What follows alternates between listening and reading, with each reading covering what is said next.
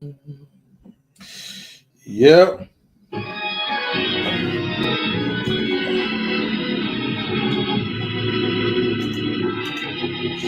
All right, test the mic. 1, 2, 3. Welcome to Knowledge and Relationships.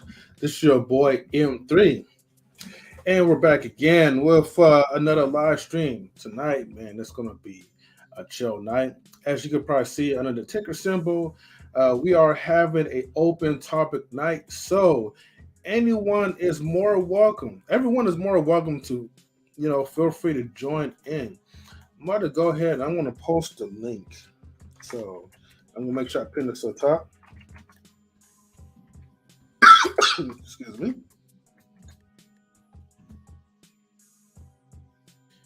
All right, let's go ahead and get this started.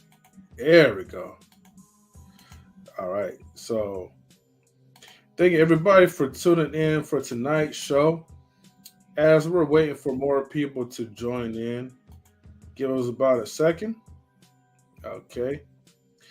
In the meantime, please get the likes up, share this video, share it to anyone else. If you are new to Knowledge Relationships, please feel free to subscribe. Okay, as we get more people in here, we're gonna have some good conversations. Wait, but we got someone in here real quick. We got Shangy Girl. Long time no see. I know it's been a minute, but thank you for your return to the live stream. So shout outs to you for tuning in, for being the first. Thank you. Tonight, we're having like an open topic. Usually we have something that is structured, but as we get more people in, we can talk about a lot of things. But in the meantime, Shangy Girl, how are you doing tonight? So let me know your thoughts and what's been on your mind, and we could probably talk about it. The link is pinned to the top if you wish to come up.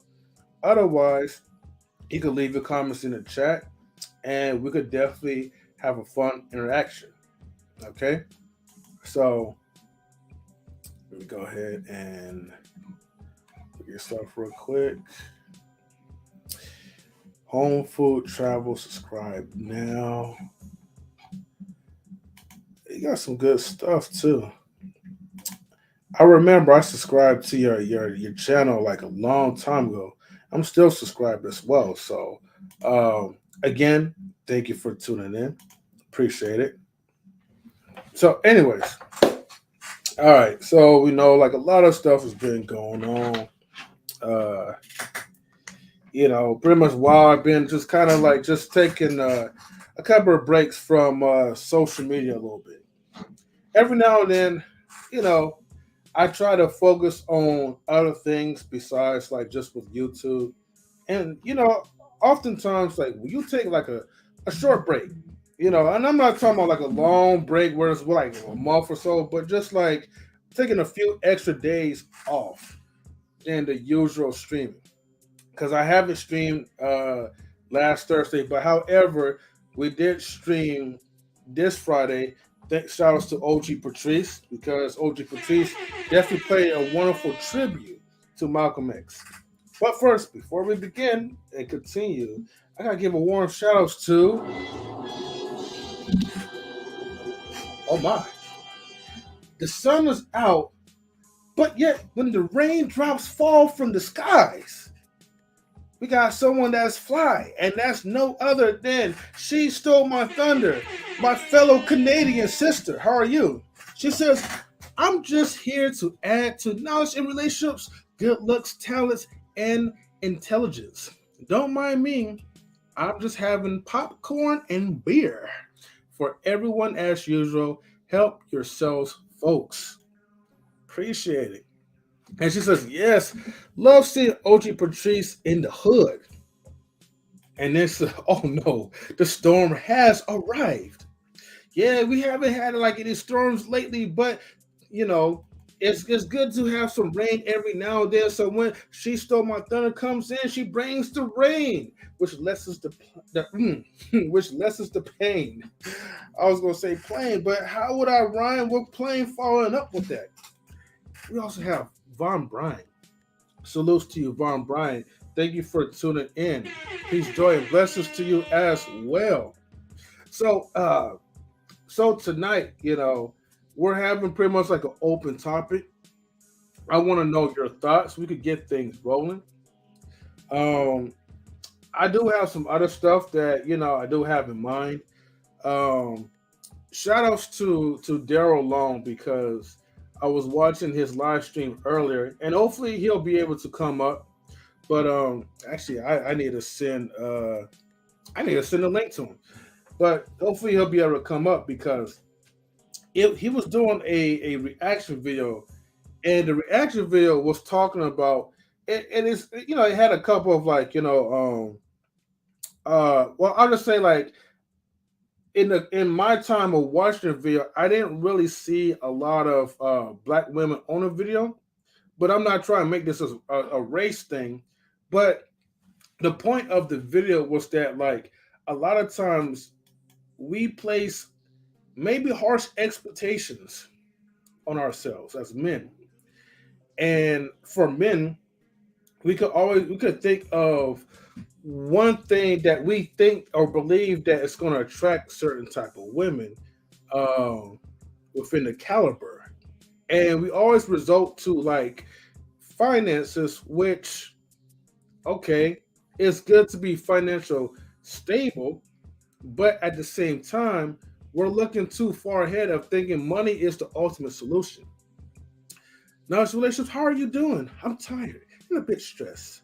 I'll be moving soon enough, so got lots of things to do. Oh, okay. Well, hopefully She Stole My Thunder. Hopefully it will be a good move. Hopefully you can move to America, maybe in a place in California where I'm at, and then so we could have some popcorn and beer. But other than that, hopefully the move is going to be very beneficial for your livelihood, on a serious note. And then Vouaghn Bryant says, are you wearing a wife beater in the temple? Oh, you know what? Oh my gosh. You know what? Vouaghn Bryant, you got me there. I wasn't even thinking about that. Lord sweet Jesus. Where's like the oh my God sound effects? Oh my God. You know what I mean? Big L for that. Matter of fact, let me get out of the house of the temple, because I don't want to get, oh my goodness. See, shout outs to brothers that hold other brothers accountable, like Vouaghn Bryant. Give me 1 second, folks, okay? You know what I mean? I wasn't even thinking. I ain't trying to disrespect, like, the house of God. You know what I mean? So I would just take this more into, I think this would be like a good setting. Let's go ahead and we're going to take this to the boxing ring real quick, right? Because that's where, like, wife beaters are, heavenly or morally accepted. You know what I mean? So let's get a amen for that, right? For accountability. Yes. And then we also have Miss Nebraska in the building. She says, what in the world is going on today with the LOLs? Yes. Okay, ROTFL. Okay. I'm not about to go ahead and try to decipher that, because I'll be forgetting too, but I think it's really out the floor or something. I can't remember. I'm getting old, Miss Nebraska. Like, you gotta break down the acronyms. She said, She Stole My Thunder says, now it's relationships, you with the Lord, be presentable. I know. Look, this is like a chill night, okay? And I forgot where I was at, all right? But I stepped out thanks to Vouaghn Bryant holding me accountable. Salutes to you, my brother. But it's all fun. And I'm enjoying it, right? The thing is, like, tonight, I just want to enjoy my time with you guys. If you guys want to come up and we can just have a conversation, feel free to come up. And she stole my thunder. Thank you for the beautiful correction, my sister. She says, rolling on the floor laughing. Almost sound like the Snoop Dogg song, but if you could remix that, like rolling on the floor, laughing out loud, sipping on apple juice or beer. Like, she stole my thunder. But anyways, even Vouaghn Bryant, he got that before me. Hey, I guess I can't put the old card, man. It's just, my ignorance and my lack of memory skills. You know what I mean? But hey, she says M3 no.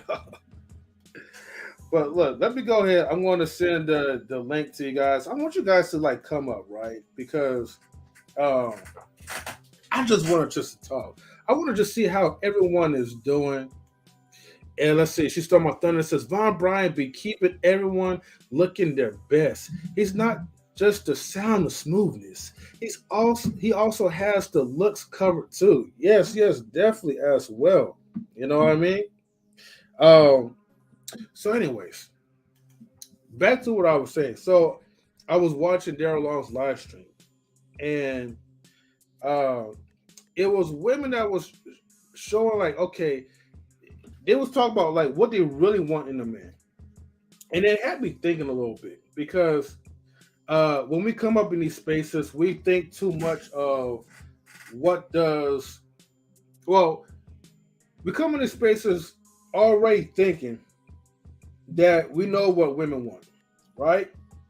And, and probably at one point I would agree and be like, oh, y'all don't know what y'all want, right? Y'all want this, y'all want that. But, however, I think sometimes we put too much expectation on ourselves and we don't just come to a conclusion that sometimes if you're not at the level at the moment, either you level up or you just fall back and just keep working on yourself until you feel like you could reach to that type of potential for the next type of person that comes your way.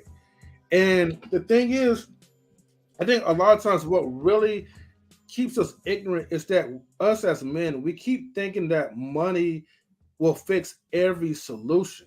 Now, I know this is weird, right? Because, I'm all about my money, all right? And, money is happiness, okay? Let's not make no mistake. Now, I know some of the Christian folks will disagree, right? But who cares, right? But the thing is, at the same time, it's not the main source of happiness. It's not the solutions for your problems that you already have eternally inside as a man.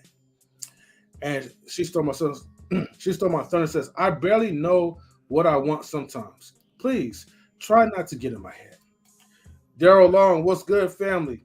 Daryl, come up if you can, man. I got the link pinned to the top. You definitely had a good live stream earlier today, man. And if I wasn't at work, I would love to kind of chime in and just kind of give my thoughts to it. But I'm just starting the conversation because it is an open topic. But I'm starting off of what I was learning from your live stream when you was doing the reaction from the ladies that seem like they just want someone who could treat them right. Who is financially stable, and someone who is fun. Now, do I call BS on that? I mean, some people will say something political to try to make themselves look good.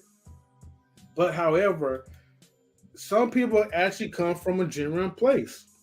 How often, in average relationships, where there was ever high substantial requirements?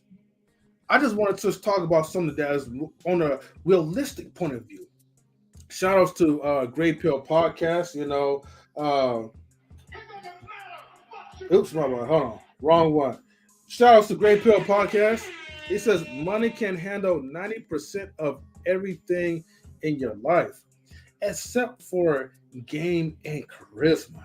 Okay, now you could pay for game analogy, okay, or you could pay to get your ass whooped in Mario Kart, but I digress. But the thing is, money is not going to how should I say this, magically uh, help you acquire those type of natural abilities. You know what I mean? Some people are just gifted, you know, with the gift for gab. And some actually have to do repetition through trial and experience in order for them to really learn what's the fundamentals of certain relationships. But she stole my third says money makes a huge difference.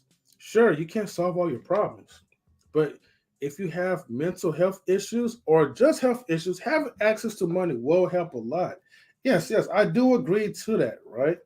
Definitely agree. But Mr. Brassic says you can't pay for common sense, peace, happiness, etc. And she says money can't buy personality either. Okay, with the LOL. All right. So yeah, there's limitations that money has or whatever. But the point is that we get too caught up in thinking that all right, that's the solution, but we don't really think about how's our charm, how's our sex appeal. Okay. Can we walk up to a woman and actually hold a conversation? Okay. Can we do that? Can we talk about something that doesn't involve with us acting like a dancing monkey, beating our chests, claiming that we're alpha males? Can we at least have a conversation with decorum? Okay, where you could still make a woman smile because it will make you smile, right? Without trying to highly impress. She says bingo, BINGO type of bingo. Okay. So my thing is that look, as men, we have to really focus on quality, things that will elevate us, naturally. So I get that when we come together in these spaces and we're looking for, relationship advice, we have to be smart enough, right? That not all advice is good advice. So let me go ahead and break this down, okay? Because hey, this is knowledge relationship, so I'm giving you a little bit of knowledge along with relationships, so that's what it is, right? Okay. So my thing is that whenever you go to the space, who are you getting advice from? Okay. Matter of fact, let me ask you this, chat. Okay, Mr. Nebraska, Daryl Long, Great Pill, whoever, right? She stole my thunder. When you come up to these spaces, right?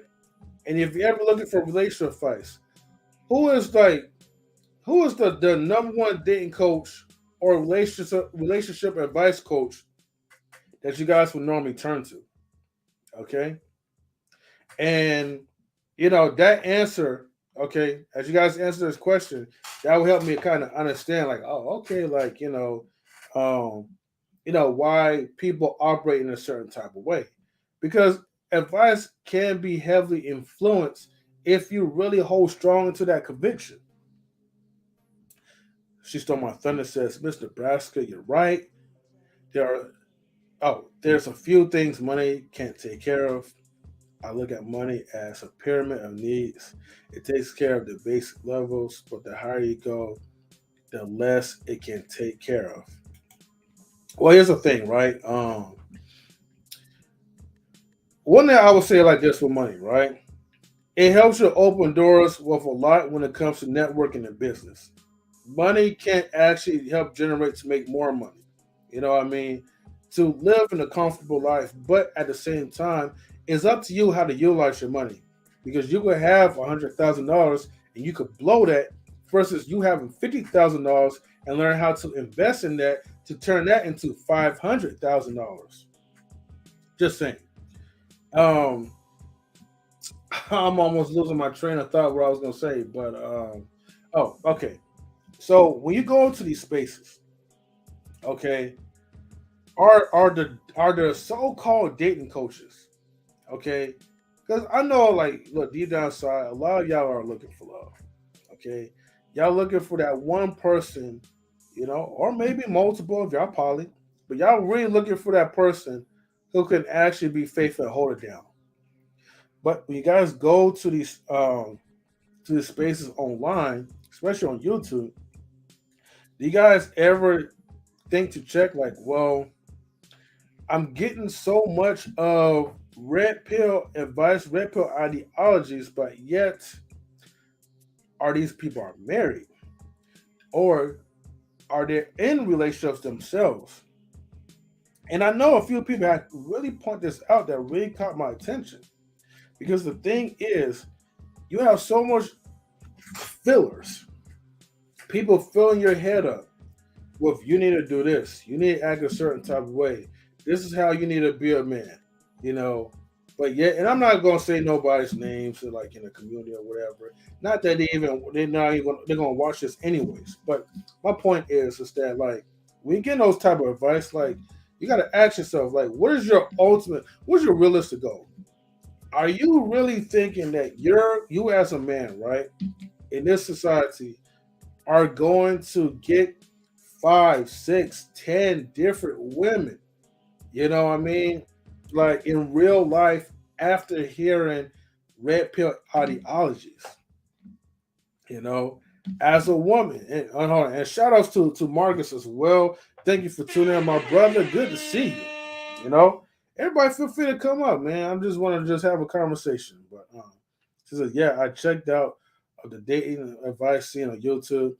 Too many on all sides of the issue seems to be political, and none are in long-term relationships. And that's the key point. That's the problem.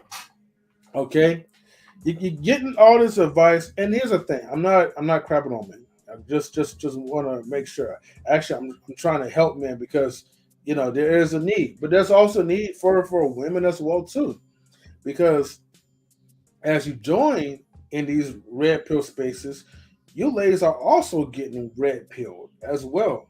And you're learning certain things, but yet certain things may be to the extreme, far beyond immeasurable.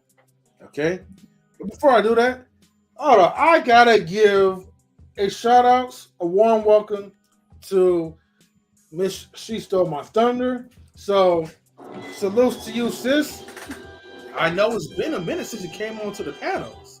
Bonjour. Yes, I know it. The rare time I'm up here to see you and talk to you Yeah. in live, quote unquote, face to face or icon to face, I should say. How are you? I take the icon to face anytime though, but your Excellent. presence is definitely graceful enough. So I'm doing pretty Oh, good. thank you. Thank you. Yeah, excellent. Excellent. Good to hear that you're doing well. No, Yeah, but yeah. yeah, yeah, the dating scene nowadays, it's a bit tricky because, like you said, like people tend to use money as the solve all problem to everything, Mm-hmm. like it was made in earlier too that like there's some things that you can't buy personality. The line that stuck with me is like you can't buy class, right? Like you can't buy that Mm-hmm. a certain attitude, a certain way of like sure you can get the nice boat and it helps, like I said before, like it takes care of the basic stuff. Like once you don't have to worry about a place to stay, the food in your plate, and maybe the gas in your car, and God knows inflation and cost of living everywhere is just going higher and higher. So like yeah, once your basic stuff is taken care of, like there's a level where like you have enough money, you don't have to worry, and it's just the quality of your life.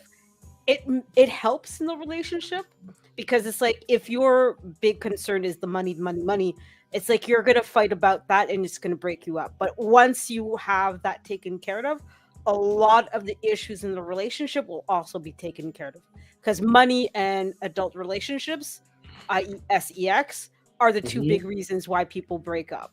So once you got those two taken care of, that's when everything else comes to the surface, and you have to worry about, are you personally getting along? Is a personality clash? And how are you raising the kids? Are you raising them in a particular religion or not, etc.?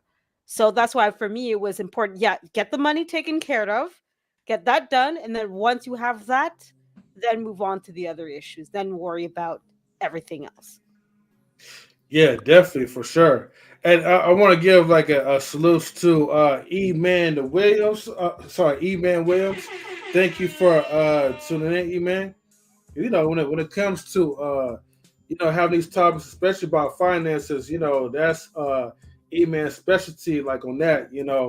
Um, so feel free to come up, E-Man, as you wish. But yeah, yes, definitely. Like here's the thing. Um, I know a lot of people, they get offended when when a woman is actually speaking her mind of what she wants in a guy.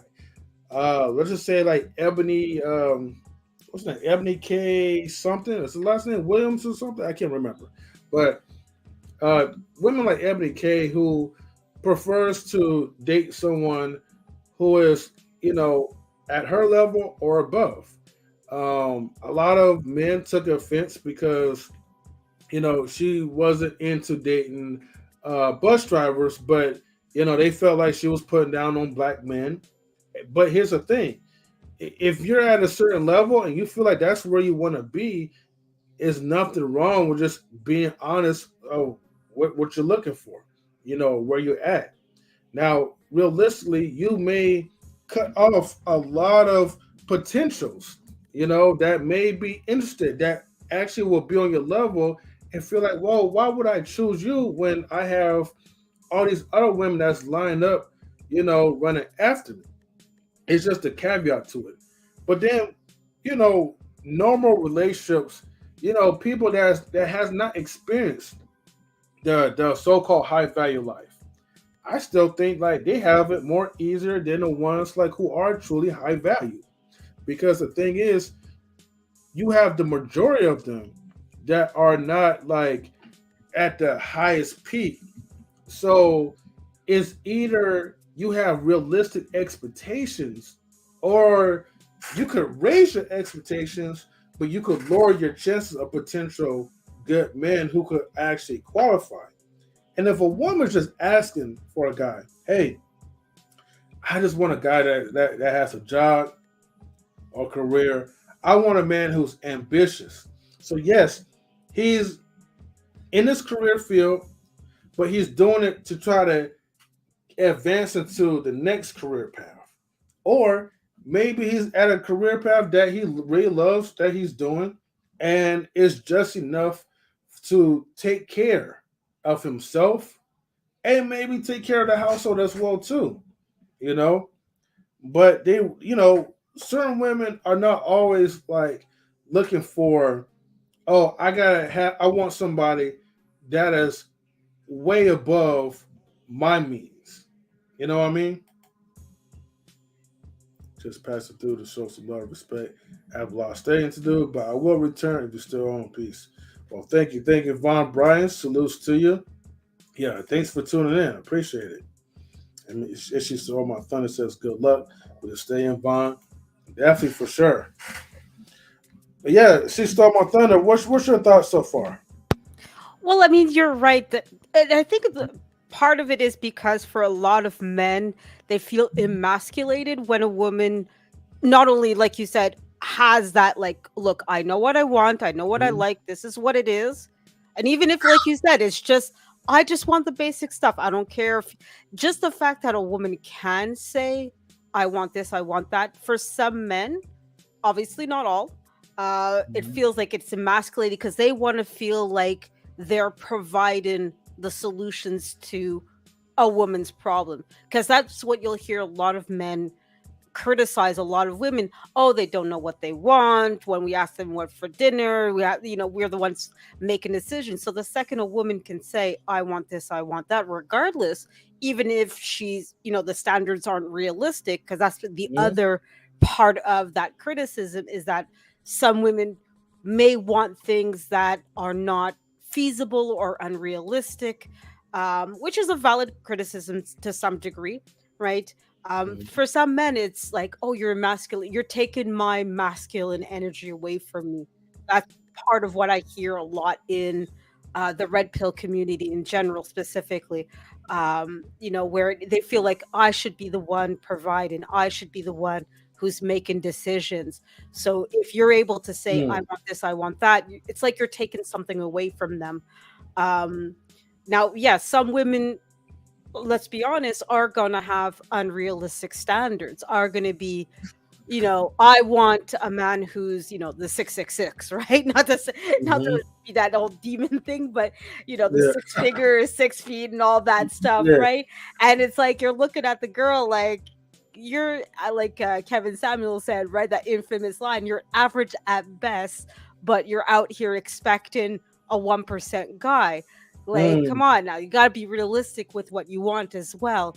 So, I mean, the criticism are on both sides, where, yes, as women, it's important for us to know what we want, to go for it, but also to be realistic in those standards and to be sure that, okay, if I want a guy who's a 1%, is that guy going to look at me and say, you know what, I want She Stole My Thunder? And I have to be realistic about that and say, am I in a position where if he's 1%, that means he has 99% of the women chasing him. He can go and find any other girl that he wants. And he doesn't have to find a girl that's a 1%. He can go for 99% if he wants to. Just like the woman who's a 1%, if she wants a guy that's in the 1%, she can go for the guy in 1%. But she can equally go, if she wants, for a guy who's part of the 99%. But in either case, it's, you have to put yourself in a situation where that person's going to want you.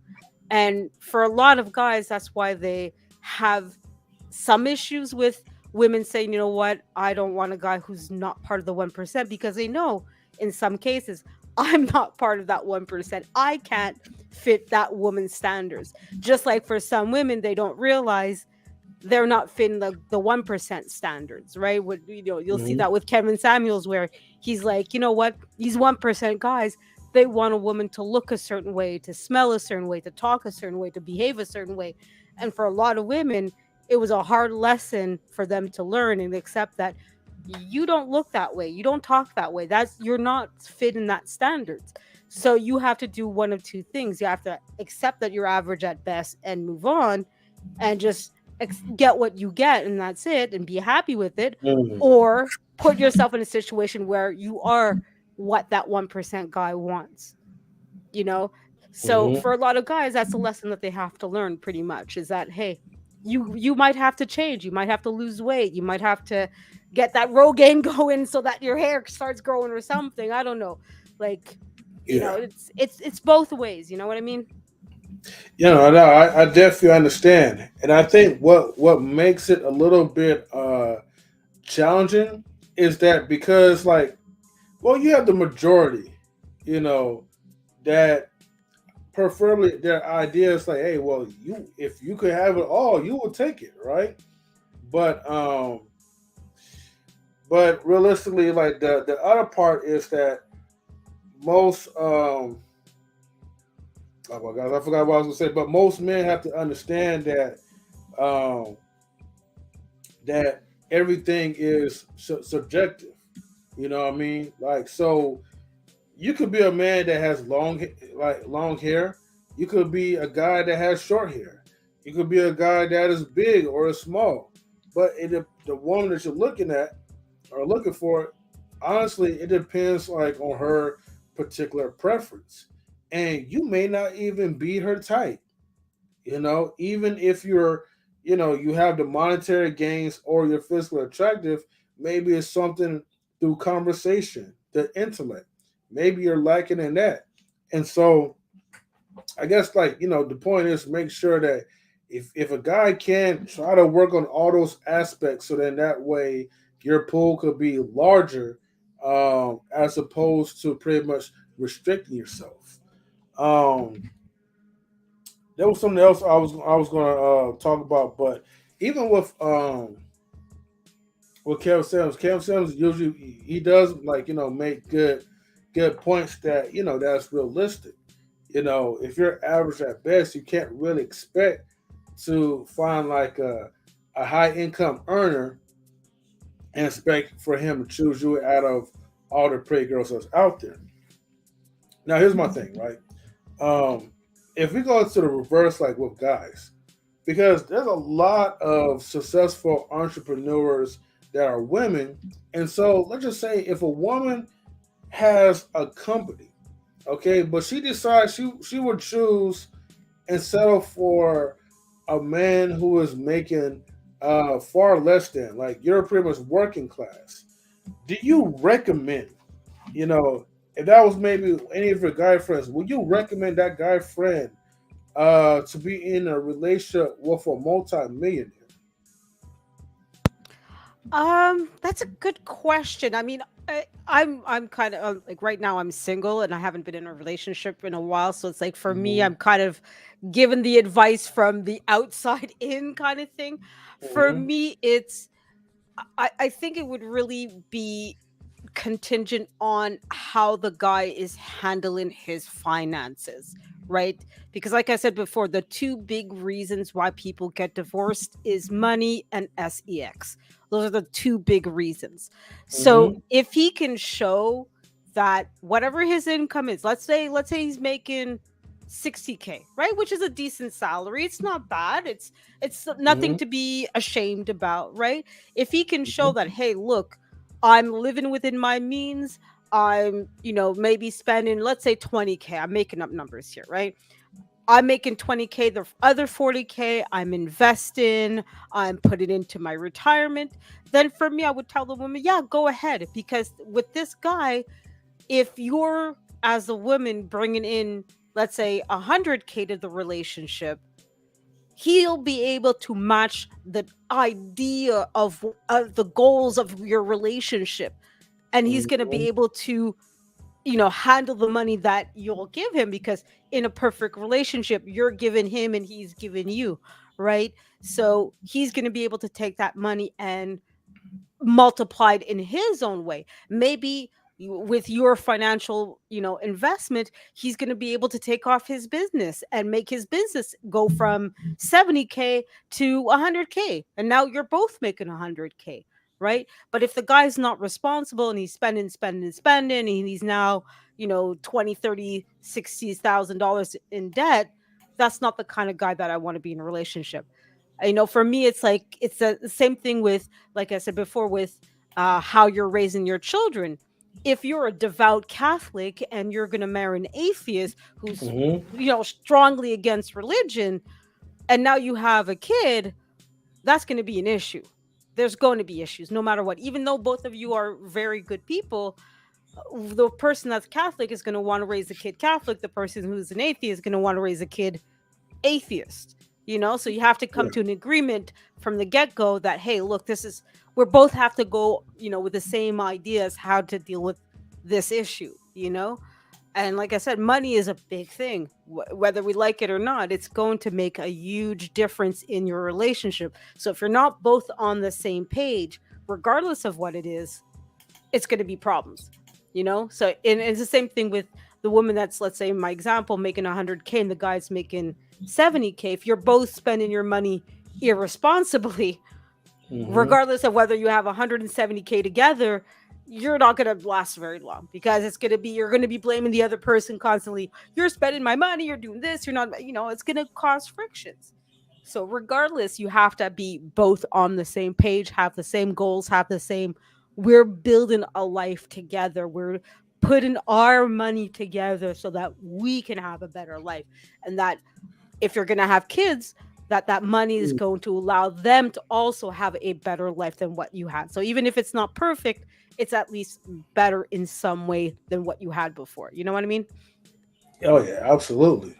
You know, and I appreciate that entire breakdown. She stole my thunder. So, um, man, you need to come out to the panels more often, right? But no, it's definitely intriguing to listen to what you were saying. But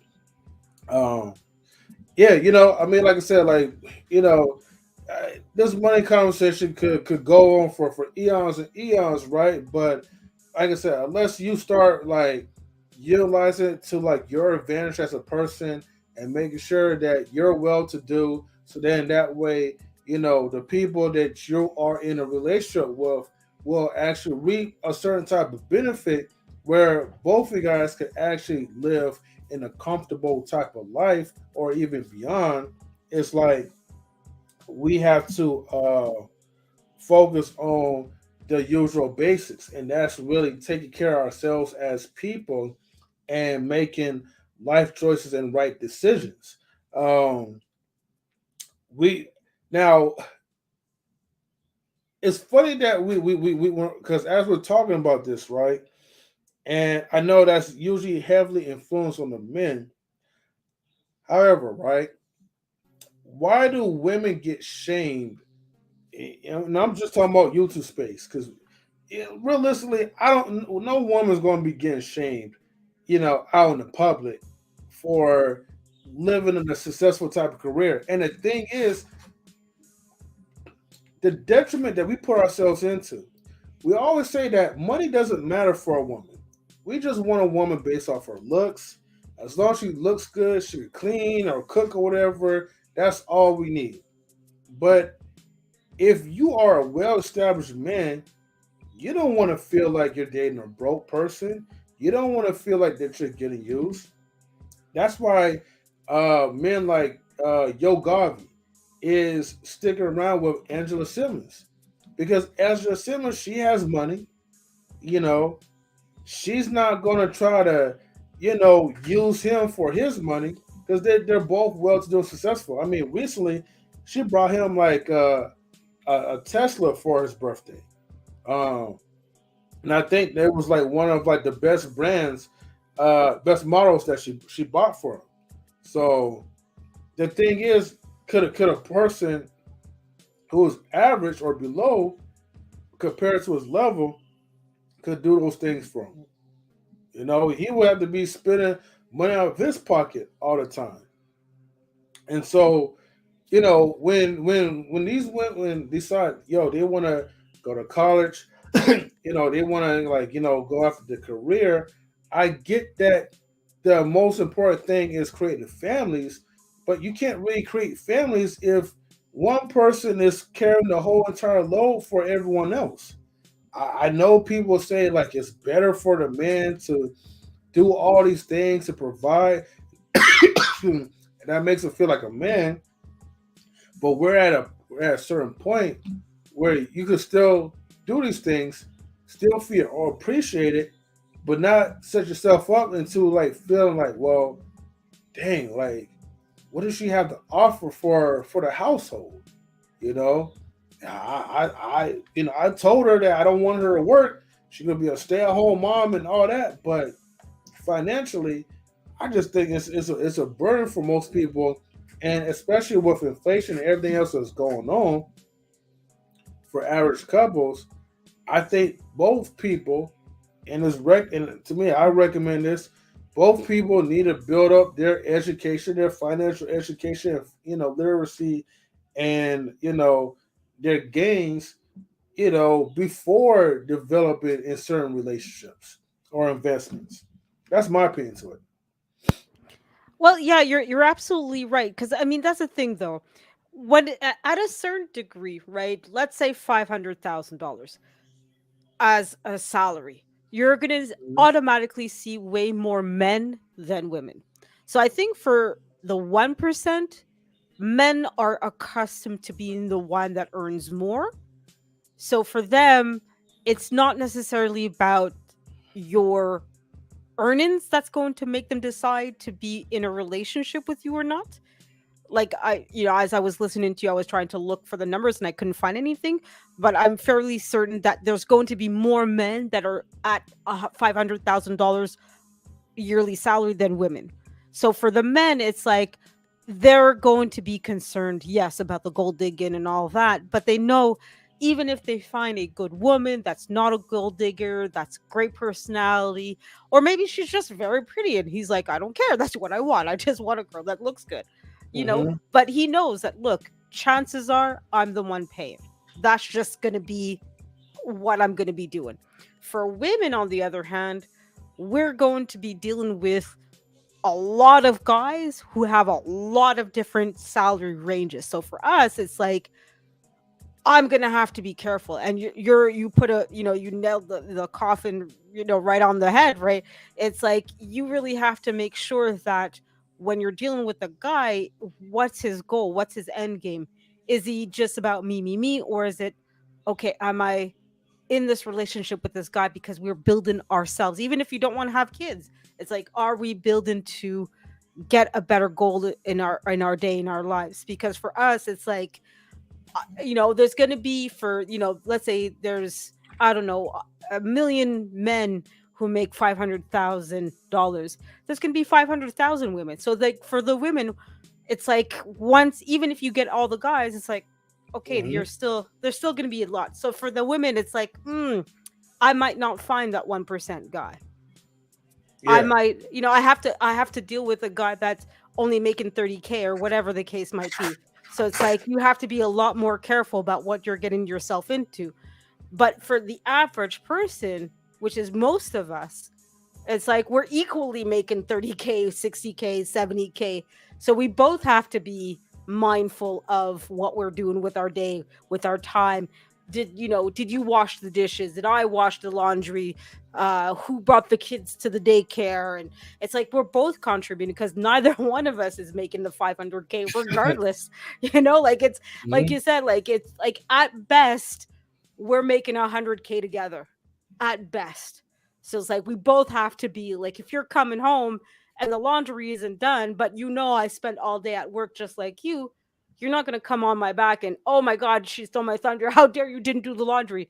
I spent my day at work. Just like I know if I come home and, the kids are still dirty, I'm not going to get mad at you. I know you spent your day at work, but if you're married to me and I spent my entire day at home because I'm a stay-at-home mother and the laundry isn't done, the kids are messy, blah, blah, blah, you're going to get justifiably mad at me because, well, like, hey, look, I'm spending my day. This is what I'm supposed. That's how I'm contributing to our family, to our growth, is making sure house and home are a welcoming place.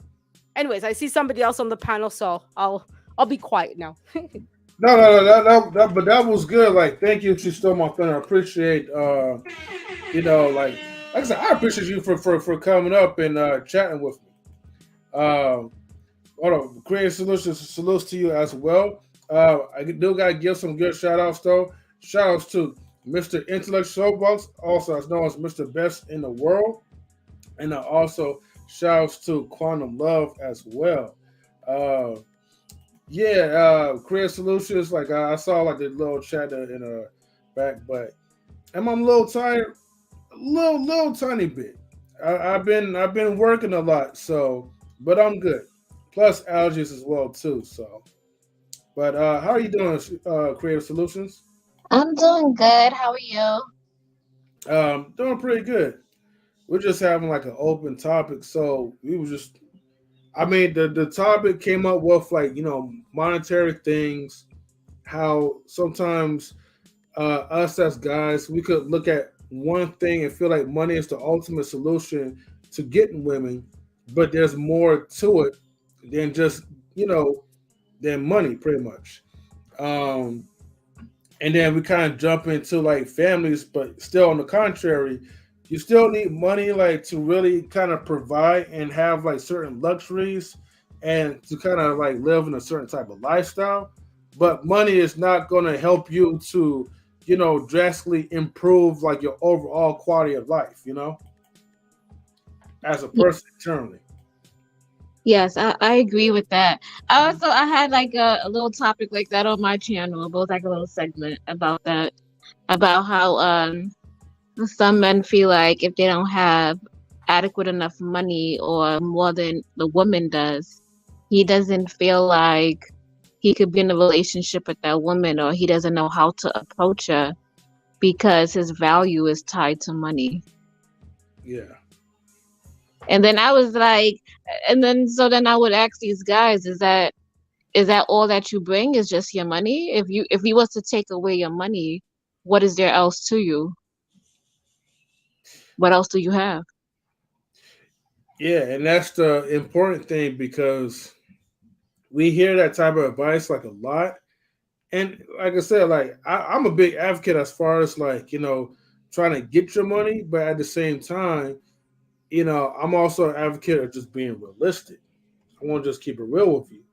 Like, if you think that that's going to apply into, and I have to call this the real world because sometimes, excuse me, we have a fantasy way of thinking that, yeah, if I get like $1 million, then I can live this like poly type of lifestyle. I can have like 4 or 5 different bad type of women. They're going to all fall in line and, they're going to cook clean and do all this other things. But then the other issue is that, like, we teach, we also teach men, well, we actually teach society and women that, well, as long as you look good, as long as you're beautiful, you don't really have to do anything because men only goes after the beauty. However, realistically, men look at women who have ambition too. Even if you're encouraging a woman, hey, like, you don't have to do much, like, I'll take care of you. Yeah, that may be noble, but in this day and age where, like, inflation is going up and a lot of crazy things that's going on, like, could we really afford to really grant that, insurance, what I mean, that insurance for our significance? And so, I wanted to kind of that out there because that also could be used as a detriment without really realizing it. No, you're absolutely right, and I'm glad that you brought that point that for just as much women and men that we tend to be pigeonholed into, you have to be this one thing or else and nothing else, right? And just to build on that idea, that's why you'll see a high unalivened rate for men in their 50s and 60s, because for so long they've been told your only objective as a man is to bring in money. So now they're being told by companies, well, you're costing us too much to bring too little for us. So we're now going to retire you. So now they're at home and they're not working, they're not bringing in money. Who's going to want to hire a 55, 60, 65-year-old man that's going to be retiring at any moment? So now they're unaliving themselves because they don't know how to cook. They don't know how to clean. Their kids are already out of the house. The grandkids might not be in a position where they're near the grandparents and so forth. So now these men are like feeling absolutely useless, because for all their lives they've been told money, money, money. That's your only purpose. That's the only thing. So I'm glad that you and Creative mentioned that for a lot of guys, once you take that pocketbook out from their hands, they don't know what to do with themselves for a lot of these guys, but just for on the same coin, for women, it's how pretty are you? How feminine are you? Right? But we know that saying, beauty fades, right? You're not going to be this pretty 16-year-old. God knows my big belly isn't like the one I had when I was 16 years old. I definitely don't look like I was when I was that age. I'm looking in the mirror constantly like, boy, I need to hit the gym. My goodness, I'm definitely not in that same body that I had when I was 16. And it's like, I'm glad I didn't get into a relationship with a guy that was only looking at my body and that was the only thing that mattered, because I would be divorced with 3 kids at this point in my life, right? Because if that's the only thing I had to offer a guy, what reason would he want to be with me at this point? What 40-year-old woman looks the same like when she was 16, 17, 18 years old? None of them do, right? Your money isn't guaranteed. Your looks aren't guaranteed. So if we're telling men money, money, money, and we tell women beauty, beauty, beauty, you're basically giving all of us an expiry date. You're giving all of us a saying that, like, look, once you hit that wall, right, like a lot of men would say in the red pill community, once you hit the wall, you're done, right? But for men, a lot of men don't realize that wall for them, once you're retired, guess what you do? You have nothing. You have no income. You have nothing. So it's like, if you haven't planned for the future, what do you do? Where do you go with that? And for most of us, We're not, in that passive income and have 2-3 sources and all that jazz. So once you're, let go from your company, once you're retired or whatever, where do you go from there? What do you do? Like your whole purpose is done. So it's like for women, it happens at 30, 40. For men, it happens at 50, 60. The same thing, the same coin, just a different element of it. Anyways, I see our other guests coming up. I'll let you guys talk it out. Yeah, salutes to the high value nurse. Thank you for tuning in. CJ Cows, man, I don't know how much you got into it, but if you need me to kind of like summarize, like feel free to let me know. Can you hear me good? Yeah, I can hear you well. I caught pretty much, about the money topic and everything like that. Honestly, man, I'm gonna just keep it real with you. Like I said before, a lot of this stuff is just internet nonsense. Yeah. I was at a fair, a carnival the other day that was free. And I seen just as many girls with just as many guys. And you wouldn't be able to tell that they wasn't in loving relationships. And then it cost no money to get up in there.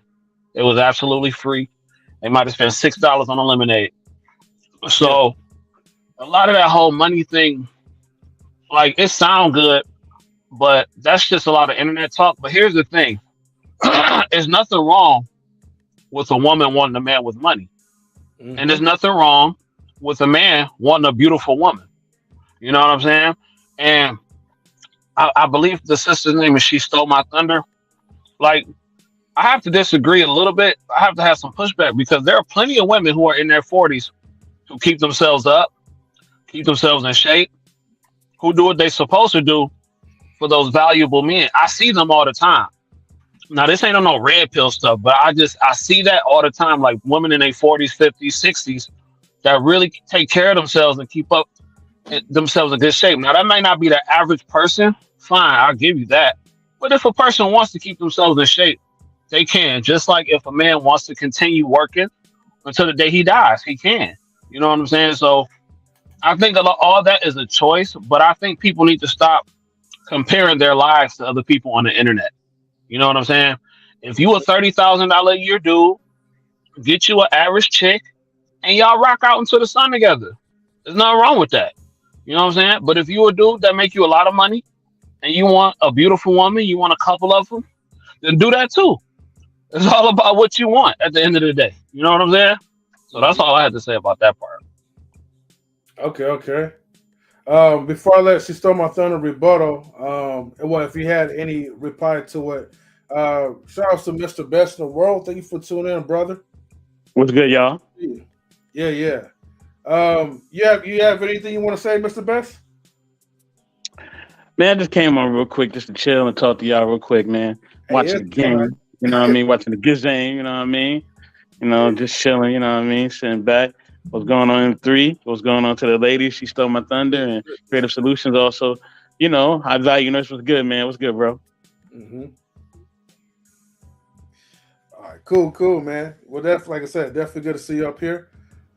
She Stole My Thunder. Anything you want to reply to? Well, yeah, no, I mean, the high value nurse, he makes a good point that yes, there are going to be women that are out there that are going to take care of themselves and exercise and there's going to be those women out there regardless, right? There's going to be the men out there that are going to go to hit the gym and work until there's going to be that percentage. No worries. Bless you. But what I've noticed is that for every one guy that continues to work until he's in the ground, for every one woman that's out there hitting the gym and taking care of herself, there's a lot more that don't do that because that's not the general life that we have. And unfortunately for us, most of us are raised to compare ourselves to live that try to live that Kim Kardashian life. Like, look at marketing, for example, right? When you see an ad for McDonald's, the food that you're seeing in that commercial isn't the actual food.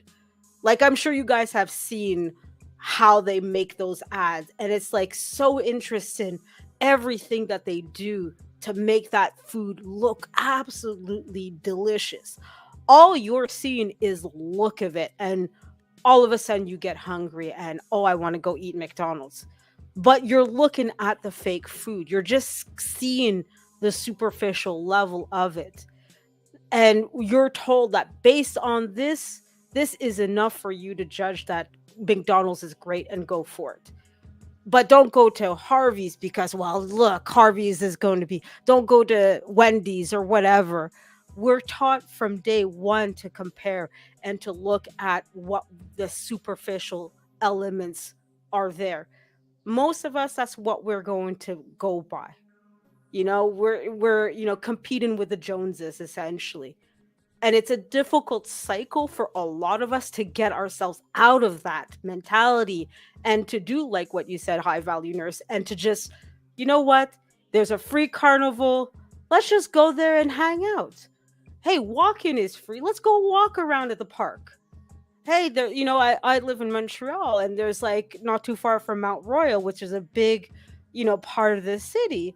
I can walk there in 20, 30 minutes and have a picnic and a barbecue and just spend the day there with my friends. And that's not going to cost me anything other than the food that I bring if I decide to have food, but is that what I'm going to do all day, every day? Probably not. I probably want to go spend my money on something and watch a movie and all that stuff, right? So at some point, as much as we can do things that are for free and that are just low cost, at some point, the money even then is still going to kick in at some point to some degree. It might not be the factor all the time for everything, but it's going to be the underlying issue. If you don't have a certain minimum, it's going to be a problem. Not to say you all have to be making 300,000. That doesn't have to be the goal for everybody. In fact, most of us, even if you have that as a goal, you're not going to achieve it. For most of us, yes, basically you have to be happy with a certain minimum. And after that, well, it is what it is. But at some point when you can't even, pay your rent, when you can't even, have 3 square meals a day, it's an issue, and we see that for a lot of people, having access to fresh fruits and vegetables is a problem. That's something that needs to be addressed. Like I said, it's not to say that we all have to be high earners, but there's a minimum there that you need to have. Once you're at that minimum, what you do above and beyond, go for it. Bless you. I hope nothing but the best for you. But at some point, it's like there's a minimum. After that, it's up to you. It's a decision. It's a conscious strategy for your life. Anyways, that's it. Oh, okay. Go ahead. High value. Can I? Oh, yeah. All right. I respect what She Stole My Thunder is saying, but the thing is, she's saying, I believe she's trying to say a lot of people want what they can't have, and then a lot of people want what they simply refuse to work for. If a woman wants to stay in shape, she's going to stay in shape. If a man wants to go out here and earn, and he's not, you don't have any disabilities, you don't have any mental disabilities, you don't have any crippling issues, he's going to get out here and earn if he wants to. The issue is most people just don't want to. I don't know how it is in Canada, but over here in the States, there have been so many job openings that people just simply don't want to do. And that's okay, because to the winner goes the spoils. And the men who are willing and the women who are willing to put in the work and do what they have to do to outwork the next man, they deserve it. And I'm not saying that you said that they didn't deserve it, but I'm just saying that a lot of people, from what I've seen, have that wish upon a star mentality. Yeah, it would be nice to have $300,000 a year, but you're not putting yourself in those circles around to get that kind of money. You're not going to school in no kind of career to get that kind of money. See, people want things to come to them their way when the world just don't work like that. You cannot go to school for 4 years to be a flower picker and expect to make $300,000 a year. The world don't work that way. You have to go to where the needs are. And I think a lot of people just are so into themselves and are so arrogant that they just feel like, well, if I can't have it this way, then cool, I'm gonna just be like that, and that's cool. But sometimes the world is you have to see that the world is supply and demand. And if if I know as a man that all I got to do, and it's easier than ever to become a quote unquote high value man, if we're gonna use that term since we bringing that up, it's easier than ever to become a high value man to get any kind of woman now, just a quality woman at that. You don't even have to make this whole 6-figure thing. These women now are so desperate that they'll take a man who just has a job, just a regular 9-to-5, quality women, even higher earning women, because they say that the dating pool is so trash and everything like that. So if you telling me as a man that all I got to do is get in a decent amount of shape, make a certain amount of money, and it don't even have to be a high salary. It don't even have to be 6 figures. Let's just say $70,000, $80,000 a year. I'm still in the top 15% of all earners. You know what I'm saying? Top 15, top 20. So I'm gonna do that. But it's cool to say online that, yeah, it's never gonna happen. But a lot of people don't even try if that's their goal. Now, if that's not your goal, then whatever, it is what it is. But but that's all I want to say. Okay. I'll say this though, just real brief, and Darryl, looking forward to see you up here soon. Yeah, I mean, ultimately, man, like the choice of how you live your lifestyle is up to you. I said this in the early in the stream, like, hey, anything that a woman wants, I don't knock her for it. And in the previous live stream, I also said this as well too. If I am not capable of providing a certain type of lifestyle for that woman, it's either A, I work hard to push myself to get to that lifestyle, which most likely I probably would do that for the next woman, or B, pretty much just fall back, until I meet someone that I feel that's personally on my level. So we do have two choices as human beings, whether we want to elevate or we want to stay in a place where we're comfortable.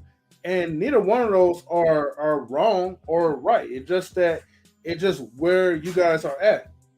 And I did mention this too, that when people they come up to your space, especially on YouTube, which it does kind of relate to what you said earlier, like, you don't want to be someone that you're not.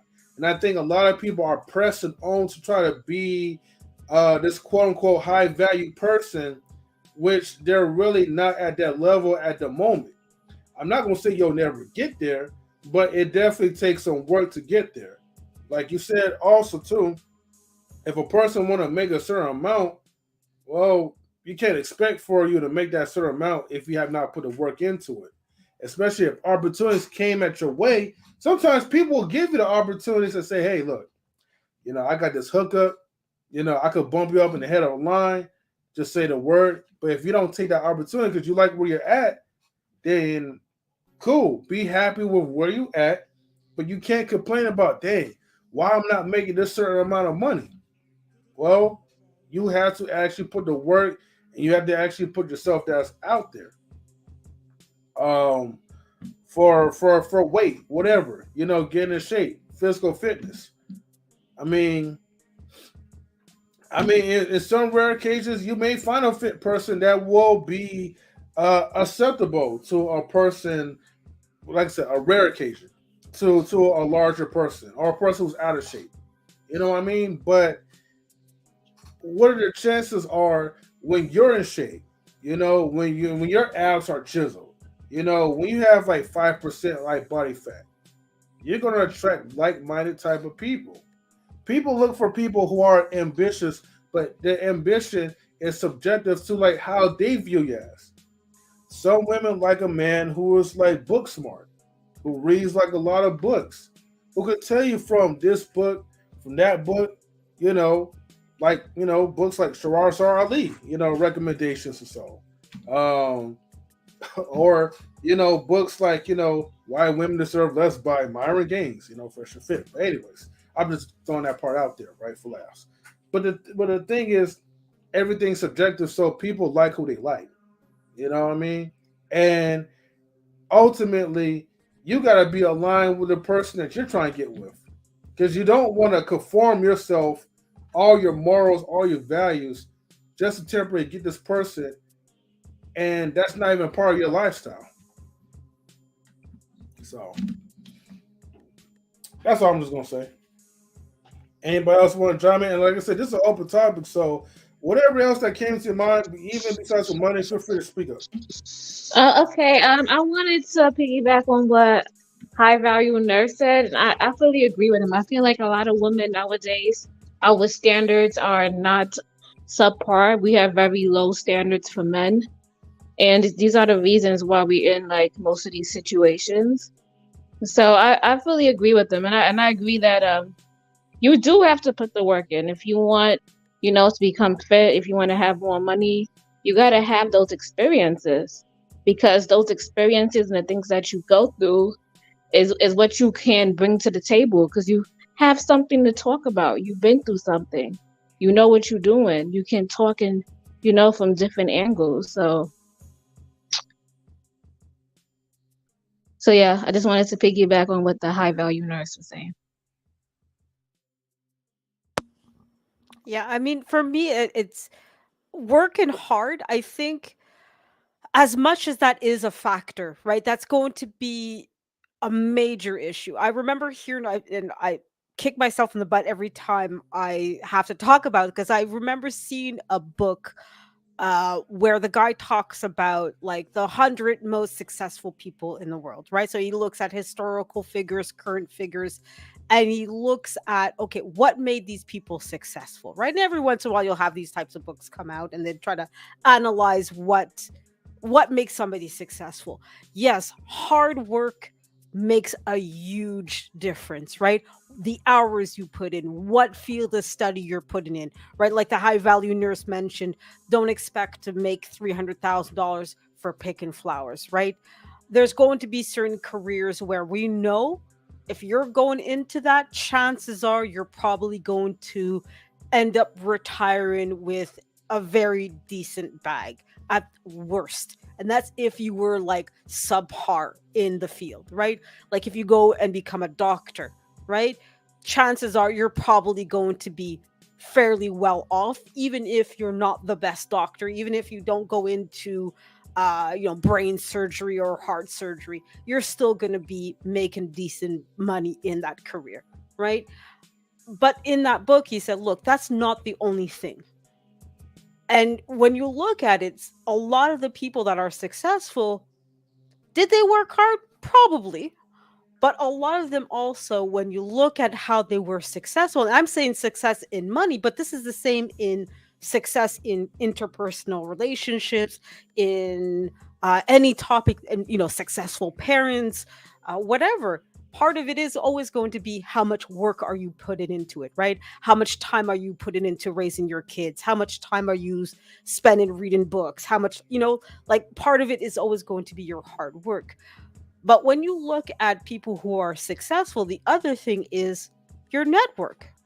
People don't send their kids to Harvard simply because it's an Ivy League school, right? You're not getting into Harvard solely because of your good grades.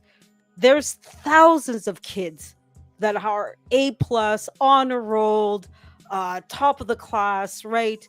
That still end up being rejected at Harvard. Part of why you're going to Harvard is because of the network that you're going to be building there, right? How many kids there are, Rothschilds and Gates and all that, you know what I mean? Like they're going to have a certain family name that's going to be going there.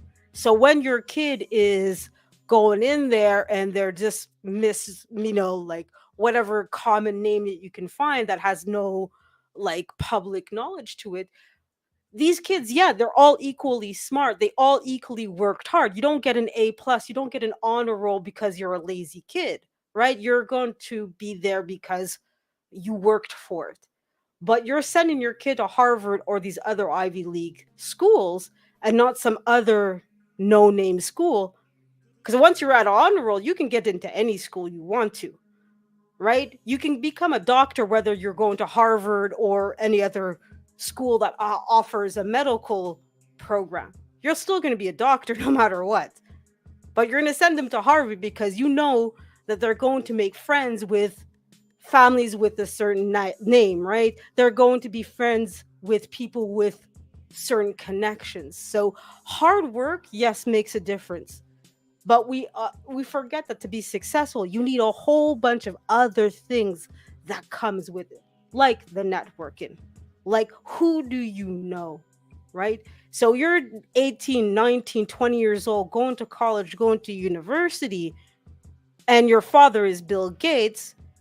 Well, when you go out into the job, well, your chances are you're going to work at Microsoft. Who you going to say, hey, Dad, aren't you looking for XYZ job? Well, I have my friend over here. You're going to recommend your friend for that job. You're not going to let your dad just pick some random person off the internet who applied and, oh yeah, I got my degree from whatever community college. Chances are you're going to go to your son and oh, you have a friend? Oh yeah, I remember that kid. I've seen him. Oh yeah. Oh, him. Oh, he got a degree in that too. Okay, yeah. Let him go interview and see if he's got. You know what I mean? You're going to favor people that you already know. So hard work, yes. I'm not saying that that's not important, but it's by no means the only thing that's going to be necessary to be successful. And to rely on that old adage of what worked for our parents and grandparents in their success, more and more is not going to be the truth anymore. Like here in Montreal, I remember my mom telling me, "Oh, but she stole my thunder. You speak both languages. You speak French and English." I'm like, everybody here in Montreal speaks French and English. I think the stat that I heard is like 60 to 70% of Montrealers are bilingual English French. My parents and grandparents, they're lucky if they spoke a few words of French or a few words of English. So yeah, if you were bilingual at my parents' or grandparents' age, that made a huge difference in your success here. A huge difference. Nowadays, what kid isn't bilingual? What kid isn't trilingual even? Or multilingual? So that, like it's no longer enough to just say work hard and take your opportunities.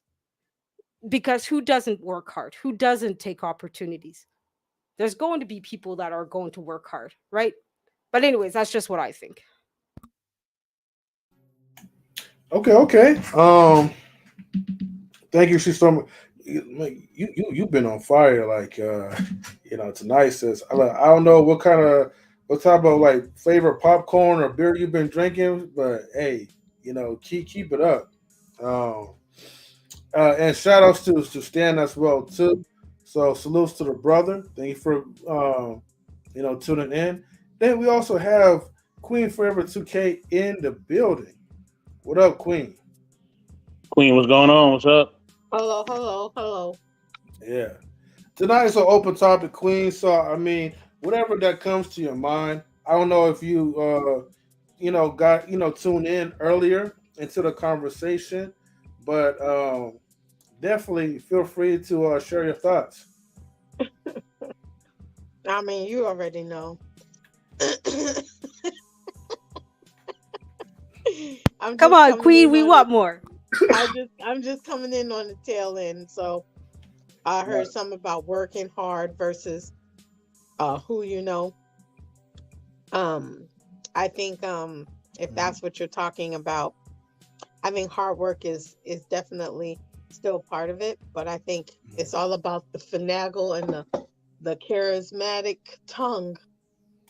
I've seen bums get connections because they know they got the gift of gab and the swag, So I think it's all about who you know.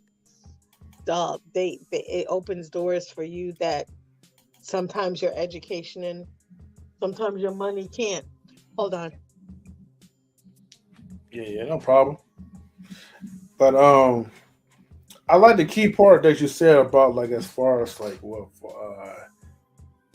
networking. I mean, Yeah. Networking definitely plays like a strong component into it because, as most people say, it's not about how much you know, but it's about who you know. But then, yet, let's not make no mistake. You still have to put the work in order for you to network, and a lot of times that don't really come easy. So it has to be something where, in my opinion, okay, it has to be kind of like a experience where you kind of develop that into a skill, because I don't think nobody networks like, well, actually, let me take that back. Some people do have that gift of gab where it's like you just have that natural born talent of networking, and so you're able to really create and just build fundamental relationships, you know, because that becomes part of your passion to network and to really build, you know, which, I got to give credit to Mr. Best because he's definitely very good at it. But yeah, but I guess while we wait for Queen, as a matter of fact, Mr. Best, you have anything you want to add on to it? I'm good for right now, bro. I'm good for right now, man. Okay, cool, no problem. All right, what about you, high value nurse? Well, yeah, I agree that it is in some cases about who you know, but if you don't have a good track record of working hard, nobody wants to know you. Period.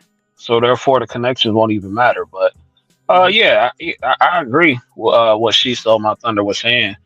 But again, I think a lot of people see, and some of us were brought up in an unfortunate situation because our parents didn't know better. Yeah.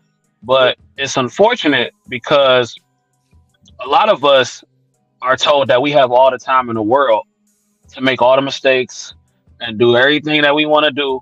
And unfortunately, that's not the case. Mm. So when life finally comes down and hands us that card that we dealt and sometimes that we gave to ourselves, we look back at 30, 40, 50 years old and be like, well, damn, you know what I'm saying? Like, this ain't fair and I want this and I deserve that. But our parents, not, and I'm not talking about nobody on this panel, but I'm just saying, like, in general, like sometimes the parents should have done a better job of instructing their children to say, okay, if you need to figure out what type of life you want to live early, especially if you got a daughter or something like that, you need to figure out if you want to be a housewife. You need to figure out if you want to be a career woman for the rest of your life. You need to figure it out early. So therefore you can start putting things in plan and things in place for you to start to try to get the results that you want. Does that mean it's always going to happen exactly the way you planned out? Of course not. A lot of things don't happen the way that you planned out. But some people don't even have a blueprint of how to get to their goals that they want to get to. And some of that fault does fall on the parents, but some of those parents, they didn't know. They just did what they thought. You know what I'm saying? Was best. So, it's a lot of things that go into it. But I think a major thing, 20, 30 years ago, you never heard, even I would say as far back as 15 years ago, I never heard about people talking about six figure this and six figure that. I never heard people talking about that. I never heard people talking about red pill this or beta male this or alpha male this. This is all relatively new. You know what I'm saying? In the grand scheme of things. So I just feel like this whole the six figure conversation, yes, those things have always been in place, but they're not been as prominent as they are today because the spotlight has been placed on those certain things. So I think people, and one thing that she stole my thunder said, I think one way to get away from comparing yourself to other people is that those people you compare yourself to, ask them to come pay your bills. And if they say no, then you need to instantly stop comparing yourself to them. Because what goes on in your household and when you cut off the computer, it's all you. You know what I'm saying? So that's why I don't compare myself to nobody or nothing because I don't know what they went through to get to where they are and they don't know what I went through to get to where I am. So it is what it is. I think people just need to focus on themselves, self-improve themselves, and be great. Yeah, I mean, I agree with you on that part, Ty Value Nurse, that we definitely, too many of us are stuck in what we were taught as a kid or not taught. You're absolutely right. Like a lot of parents just didn't have that tools to teach their kids about, since we're talking a lot about financial responsibility. How do you make a budget, right? How many of us here had our parents sit us down and, okay, sweetie, this is how much income I'm making. So today we're going to learn, okay, I have to put my mortgage. Okay, the mortgage is this much. Okay, now you guys want food? Okay, well, the food is going to cost this much. Well, now we still have the electric bill to pay. We still have, how many of us had our parents do that with us? I know I didn't. That was my experience. And I know a lot of Black parents did not sit down with their kids and, hey, let's talk about the finance. And, obviously have it age appropriate. You're not going to have that kind of conversation with a 2-year-old, obviously, but you're going to have an age appropriate conversation about, hey, let's make sure to have this done. And you're absolutely right. At some point, though, we have to also break that cycle of, well, that kid over there has this and I want it too. And, at some point, you're going to have to, okay, right here, right now, I don't have a Lambo. I don't have a Ferrari. I don't have a mansion. I don't have 3 well-behaved kids or whatever it is in your mind that you see somebody else that has and you want it. Okay, right here, right now, you don't have it. What do you need to do to get to that lifestyle that you want? Is there something that you can change? Is that goal, something that you can achieve? I'm in my 40s right now. Is it realistic for me to have 10 kids at this point in my life? Probably not, unless I adopt them. You know what I mean? So it's like, I have to look, okay, if I want a family, what can I do to change in my life to have that happen? Right? Is it realistic for me to have that goal or whatever it is? So part of it is, am I being honest with myself? Am I being honest with my capacity, with my talent, with my skills, with what I know, with my experience? And what is it about all of that or anything else can I change realistically in order to achieve those goals? Or do I just say, you know what? Like Kevin Smith says, I'm average at best, and I just need to, like M3 also said, I just have to accept the fact that I'm not going to live a certain lifestyle. That's not the goal. That's going to be okay. Just be happy with what I have and live that life as best as I can. So that's basically the point. I'll let Stan Transformation take or Queen Forever take the microphone. Shout outs to Stan the man. Thank you for tuning in. Stan, hey, good afternoon, everybody. Or good morning. Good evening, sir. I'll say it like that. I just woke up. I don't know if everybody know, like I work graveyard, so I got vampire hours. No, I feel you though. Yeah, tonight is really pretty much like a chill night, open topic, but we pretty much got stuck to a point where we was talking about like finances, like for men, kind of like how there's like a lot of misconceptions of you need to be like this top earner in order for you to even get like not even just like quality one, but just even an average one, at best, as how Kevin Sanderson will say.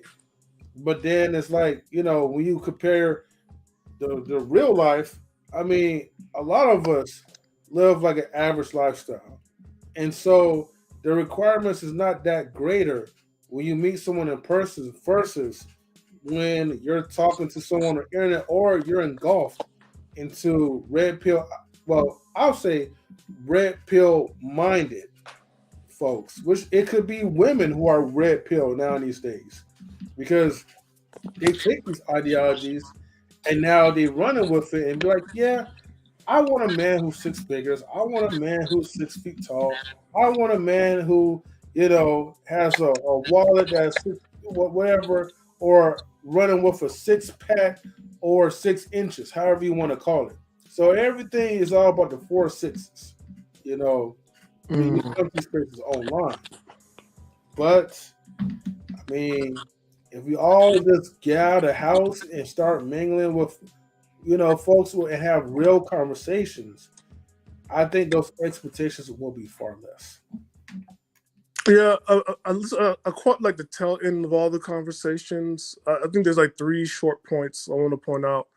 One, I want to invite everybody to read The 4-Hour Work Week, and that was one of the most best books I ever read for financial literacy.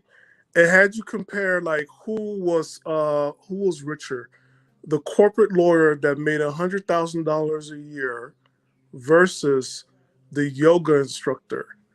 And it was the same person at the end of the story. So what happened when the woman was a corporate attorney, she was working, she was like, taking all these aspirin pills for, it's a stressful job. But when she looked at what happened at the end of the year, not getting the bonuses and not getting into a higher position, she actually was making less out of her life. It was like a less quality of life. Then when she became a yoga instructor and she had like more freedom in her life, and she took her family traveling and everything else, she made $50,000, but because she's the owner, she was able to move her money a lot more than she could as a lawyer. I don't know if people understand that when you make 6 figures, you don't keep the whole 6 figures. If you're working for a company, you do pay a lot more taxes. There might be a chance, you make 6 figures, but your earnings or whatever you take home is going to be less than 6. When you do the math. That's one. The second one, I would say, it also goes with a third one. I think we're in the age of, like 10 years ago, we're doing YOLO, right? You never know. I forget what YOLO stands for. But I think right now we're in FOMO, fear of missing out. And I think that's where everybody's out. They got a lot of fear of missing out, and they want to take as much as advantage of opportunities, or they soon to be opportunities, and they're going to take it no matter what cost is going to happen to their life. They just want to do everything what everybody else is doing. And also there's OPM, where everybody wants to use other people's money. And it doesn't matter if you make the money. It's me. It doesn't matter if I make the money, but if you make the money, I can enjoy the lifestyle because you made money, and don't stop me because you got enough money to support me. So OPM, other people's money. And if you're missing out, again, a lot of stuff that we're doing, I look at it like, man, this is not, what's what I'm looking for? It's not age appropriate. You guys already know how I feel, because like we've been teenagers for like 20 years, 30 years, or even 40 years. And it's like, we're not even doing grown up stuff yet. Like we're like Peter Pan, like forever. It's sickening sometimes. She stole your thunder. What you think? What you mean, Stan? I am 16. What are you talking about? I don't know what you're. No. Oh, yo, you know what I'm talking. This is what I'm talking about, right? Of course. Because when we were kids, right, in the 90s, there was a clear difference. The 90s and 2000 was somebody that was 30 and 40s. They was like taking trips. They were going to Aspen. Nobody was going to no Miami. Miami was for the poor. Nobody was. Only certain people went there. But you know what I mean? But that was the goal. Everybody wants to be a yuppie, or I was like a buppy. Or we was going out to Canada. I'm Haitian, by the way. We're going to Canada. We're going to we're going to Canada and Mexico, because we finally got a job. Everybody's shacking up because they want to share on the rent and just live a lifestyle. Well, what people consider average to me was not average. That was you made it. Well, I mean, yeah, and I mean that's the thing, though. I mean, I am Canadian, and you'll see a lot of people come to Canada because how they live back in their own country is not what they want. They're told Canada is the promised land, the US is the promised land, right? Mm-hmm. You just have to have a dream, and you'll live like the Kardashian. It's like what I was saying before too to everybody else, where it's like we're constantly being told better, more, live like somebody else. Your life at home isn't what you should have. You shouldn't be happy to be on an island with beautiful weather and making 20K. That's not enough. You need more, constantly. Yet so many Canadians nowadays, where do we go for vacation? We go to Cuba, we go to Haiti, we go to all these places. We go to the island. Yeah. Exactly. We go to all these places that we are told these are horrible places. Don't go to, especially it's a Cuba. world country. It's a third world. That's horrible. And it's like, which is it? Is it a horrible place to go to, or is it wonderful? Which is it? But then the crazy part, right? I agree with you. The crazy part becomes this. Then people go back. When they see it, is less stress.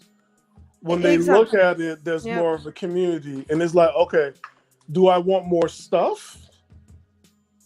Or do I want the community? I think we're now going backwards now. Because that's the part. Exactly. People are going backwards and they're like, all this stuff. I remember like the 80s was pretty big on like whoever had the most toys win.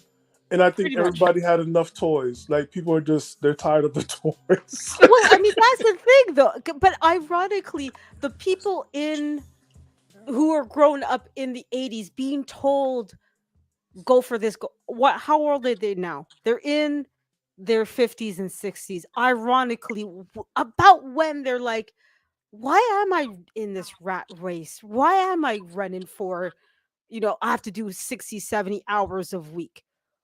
I don't want that in my 60s and 70s. I don't even want that now, let alone in my 60s and 70s.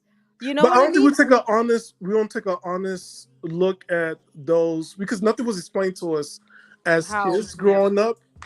Because it was like, we're more like, I know me and my sister, my cousin, we talk about this. So those of us don't know, like, I come from a divorced household.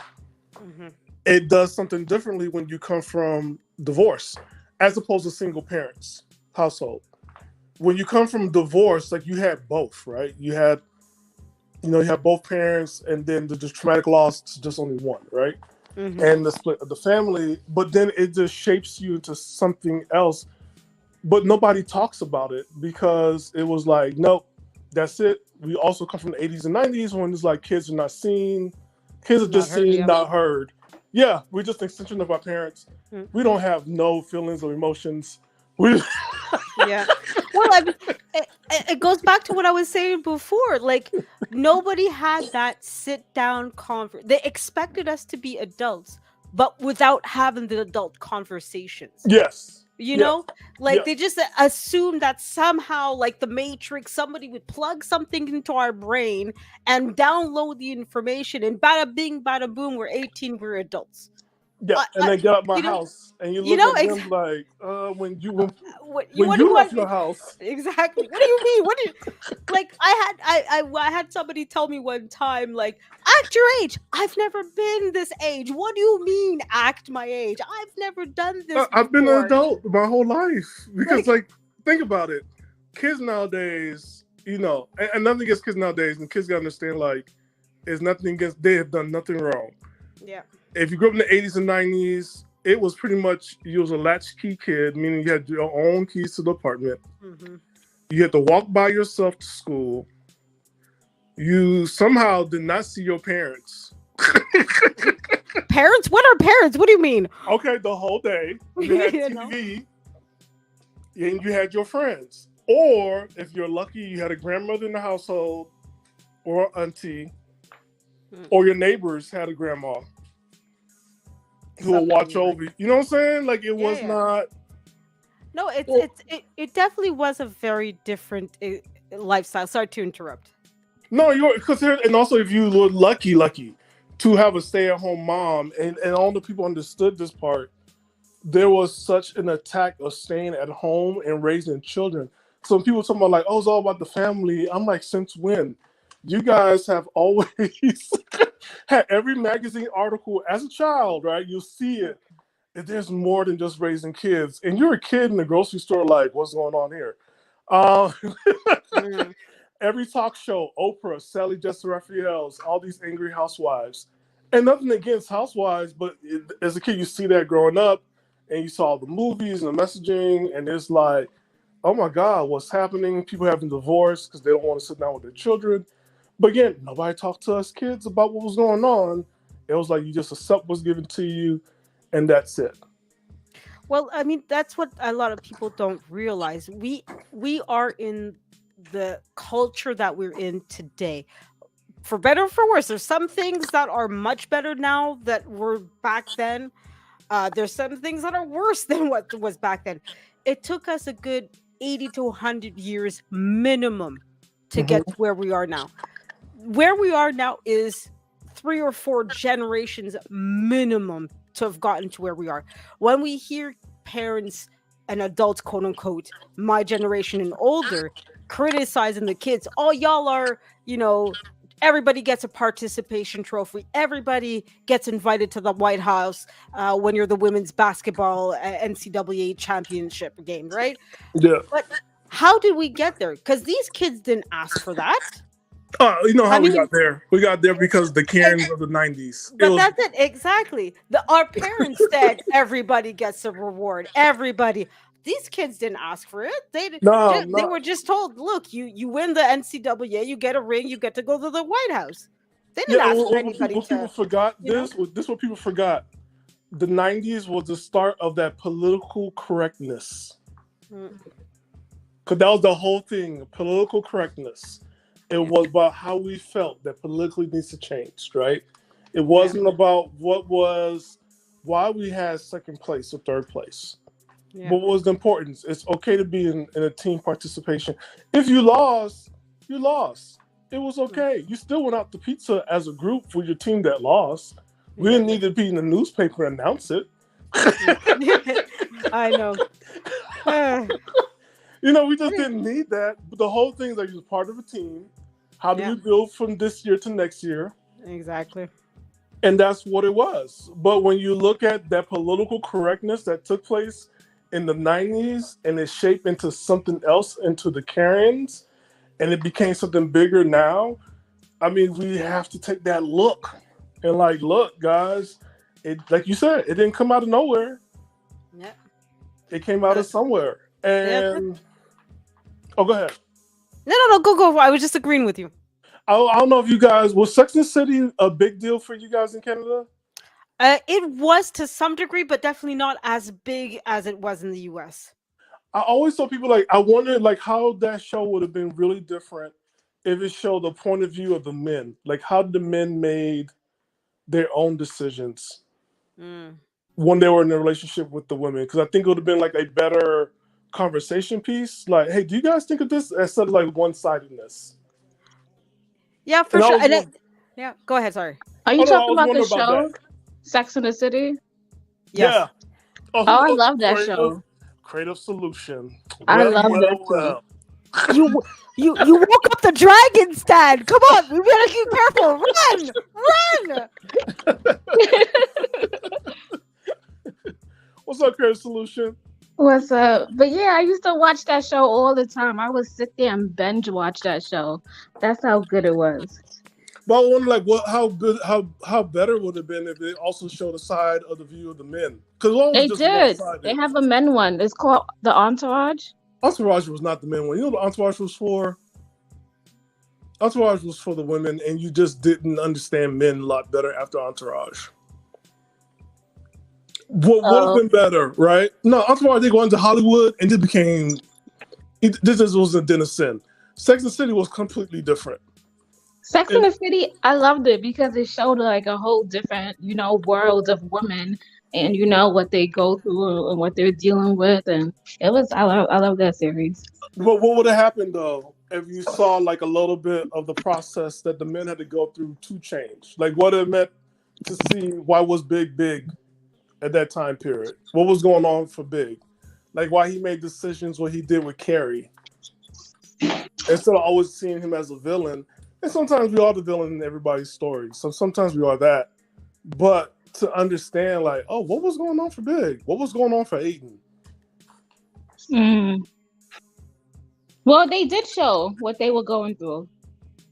Yeah, but we never saw the other side of it. It's they not kind of did. They didn't show the whole side, but they showed little pieces. Yeah, that's what I'm saying. It wasn't fair. It was just you just playing in. For Aiden to go, I don't know if people know. So Aiden and Big, there were two counterparts to this woman's life, right? And we're talking about choice and decisions that's given to everybody, right? And this is what we're talking about. Aiden was the guy that she always wanted. Big was the guy that she wanted to be like Aiden. And it was and she still chose Big. Yeah. And that's the part that was crazy. But you gotta think about it. Like, they have to match together. Like, you know, sometimes things don't feel right. Mm-hmm. That feeling is BS. You know what I'm gonna say is BS? Why? She Stole My Thunder. Have you guys seen? Okay, have you seen the new one? Just Like That. No, No, I haven't. I haven't seen it. All right, spoilers alert. Just Like That. You're looking, I think, like 15 years in the future, and what's going on with them currently is on HBO Max. Carrie did marry Big. It's a good marriage. Big dies. Right? It was telling about how that relationship went, because Big dies and she has to go to her storage. And everything that was everything that makes Carrie was in the storage. She couldn't stay in the house anymore because he wasn't there, and she said that was her house. Because there was nothing about her in that apartment. And she was always giving them that relationship. I mean, Big won. She got something that cost her a lot. He got something he didn't have to change too much. And I wonder, like, if she had stayed with Aiden, you know, would have been a better relationship for her. Because she wouldn't have been, like, lost into, overshadowed by Big. Yes and no, but you gotta follow your gut feeling and your intuition. Because sometimes your intuition tells you no, and then you don't realize why you wasn't supposed to be with that person until a couple of years later. When you find out, he cheated on you, or you guys didn't have the same values or something. Aiden never cheated on her. I'm talking about in general. You should always listen to your intuition. That's what I'm saying. I'm gonna go with the good stuff, right? We might have to do another show on this later on. We gotta do like a Sex and the City follow-up for Black people or brown people. But and Canada too. She Stole My Thunder. So we all could like talk about Sex and the City. Look, leave Canada out of this, man. I'm just sitting here quietly, man. Leave me alone, man. No, we can't leave Canada out of this. No, Canada's like this. When I go travel, I want my coffee and my what? Croissant.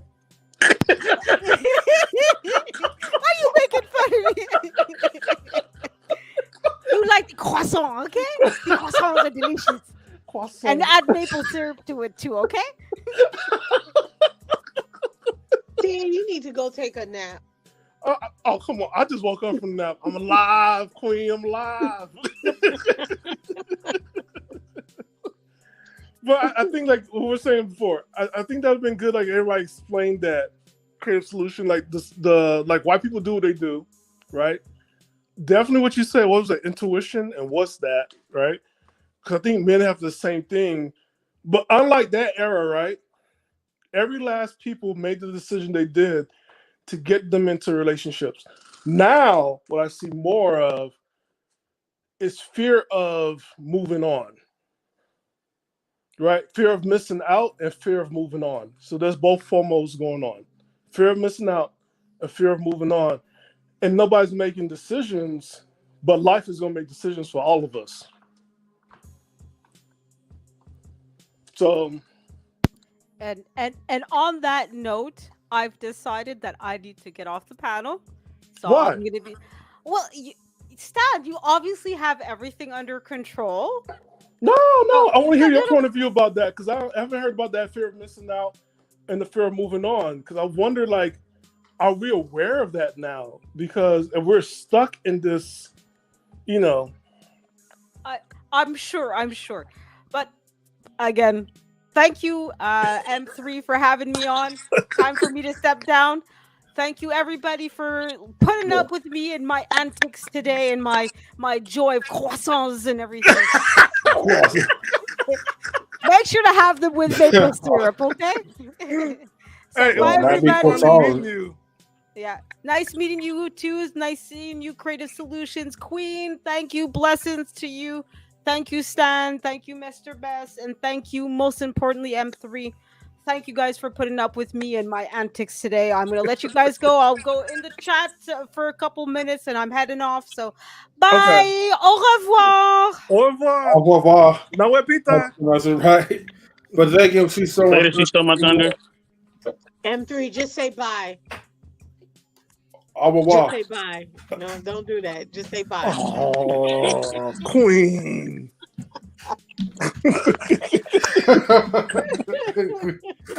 Just say bye. Adios. I mean, go with adios. Oh. Well, the closest thing I would just say is biz noches, okay? You know, have a good Oh, evening. wow. No. All right. Don't do that. But shout out to She Stole My Thunder. I mean, she was definitely a good guest up on this panel, and she was actually like laying down like a lot of good facts though. So shout outs to the fellow Canadian. Yeah. So look, excuse me. Anyways, everybody, look, we're almost at the 2-hour mark. You know, got 4 minutes left before I'm about to go ahead and shut the stream down. But anything you guys want to say? Anything that you guys have in mind before we shut it? I just want to hear your thoughts about the whole movement of the fear of missing out and also the fear of moving on. I just want to hear the whole panels, like what you guys thought about that. We get so crippled as far as like missing out on stuff, right? That we make poor decisions. And, you know, but it does play into the fear at the same time as far as moving on because, hold on, Stan, you got an echo. So like, you know, we do this, we do stupid decisions. We make the stupid decisions because we're too afraid of missing out because we don't want to see the outcome when we start moving on. And it depends on, it could be like certain relationships, you know, or certain things that you once like, you know, held on to. And, you know, if we've been conditioned and that was like kind of like your comfort zone, it makes things hard to kind of get out of like that comfort place. You know what I mean? So the fact that like, you know, a lot of people rush into things because they don't want to miss out on anything, it puts them like in a trap where it's like, well, you know, you're making irrational decisions because you don't want to miss out on something which probably was best for you to really dodge or miss that bullet, I would say. Okay. How about you, Creative Solution? Who? What's your thoughts about the fear of missing out and the fear of moving on? That's a hard one because sometimes you be like, but this person has so much potential. You know, what if he could do this? What if he could do that? And then oftentimes you're like, well, I don't want to waste my time, but then I don't want to start over. So what do I do? And at that point, it's probably best for you to start all over than to waste your time. So I listen to my intuition. Ask myself, how is this benefiting me? Yeah. What am I getting out of this? And am I willing to start all over? Yeah. Okay, interesting. Because I wonder, like, if that's going to be like everybody's going to be still dating in their 60s and 70s and be more excited about meeting somebody brand new as opposed to starting a new life with someone they already knew.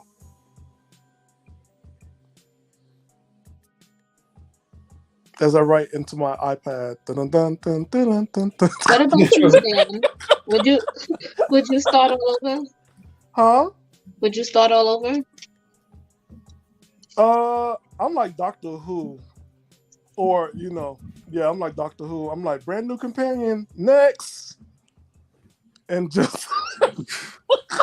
So you say you will start all over. You was giving me all of this stuff. Yeah, because I already did it. And we broke up and time to start somebody brand new. Like, okay, brand new companion.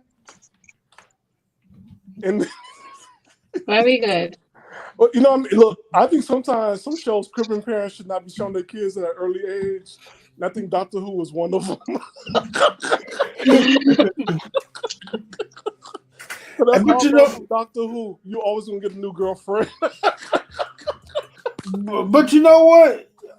That is like a mindset that, okay, although from the surface area, they'll look at like, oh, like that's bad. Like he's unstable when it comes to relationships, but at the same time, it's kind of healthy for like, you know, your mental well being, because here's the thing, right? You know what you do not want to tolerate. So now you put that energy out there, and it's like, well, okay, is the universe going to grant you, you know, an abundance of different women, right? Because you're not afraid to discard them whenever you see like foul type of behavior. Yeah. Or even sometimes what we learn from, I learned from Doctor Who, they leave on their own. Either the universe take them away from you, or they made a choice of leaving you. And then the next thing you know is like, hello, who are you? Well, my name is Karen. How you doing, Karen? Karen leave. Hello, who are you? My name is Misha. Oh, what's up, Misha? Come on. And then there's always a replacement. I tell people this all the time. There's always going to be someone that's going to replace you. No one is irreplaceable.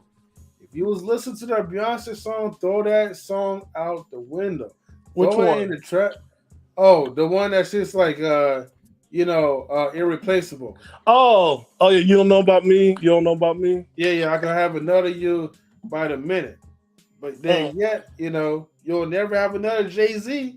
You know what I mean? I'm just putting it out there.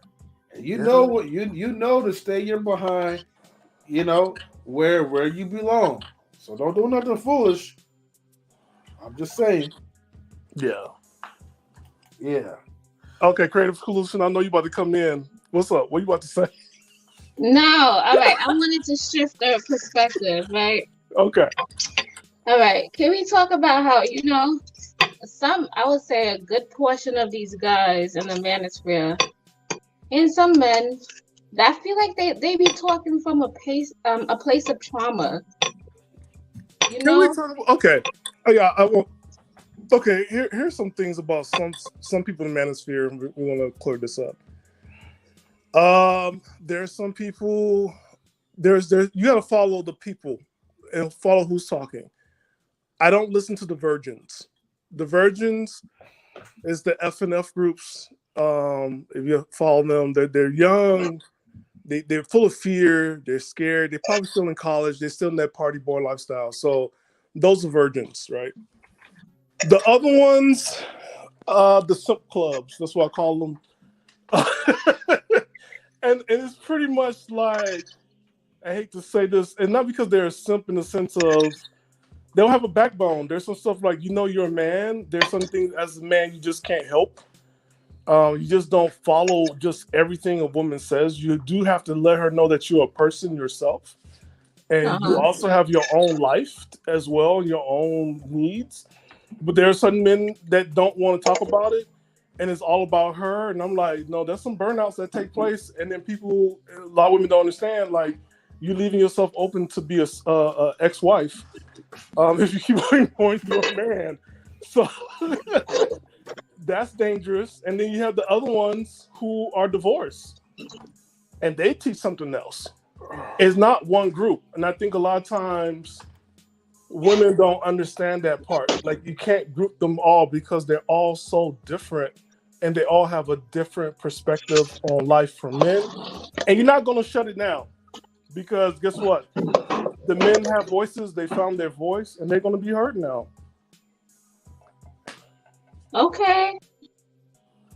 So I was on this Clubhouse, right, app, and this guy was making a point, right? And he was talking about how women could waste 20 years of their life, you know, picking the wrong person, and she didn't pick the right person in high school and some dumb stuff like that. And I'm sitting here like, The same could be said about him. Like, No, it's not the same. We don't get the same opportunities. A lot of guys don't get the same opportunities as women get.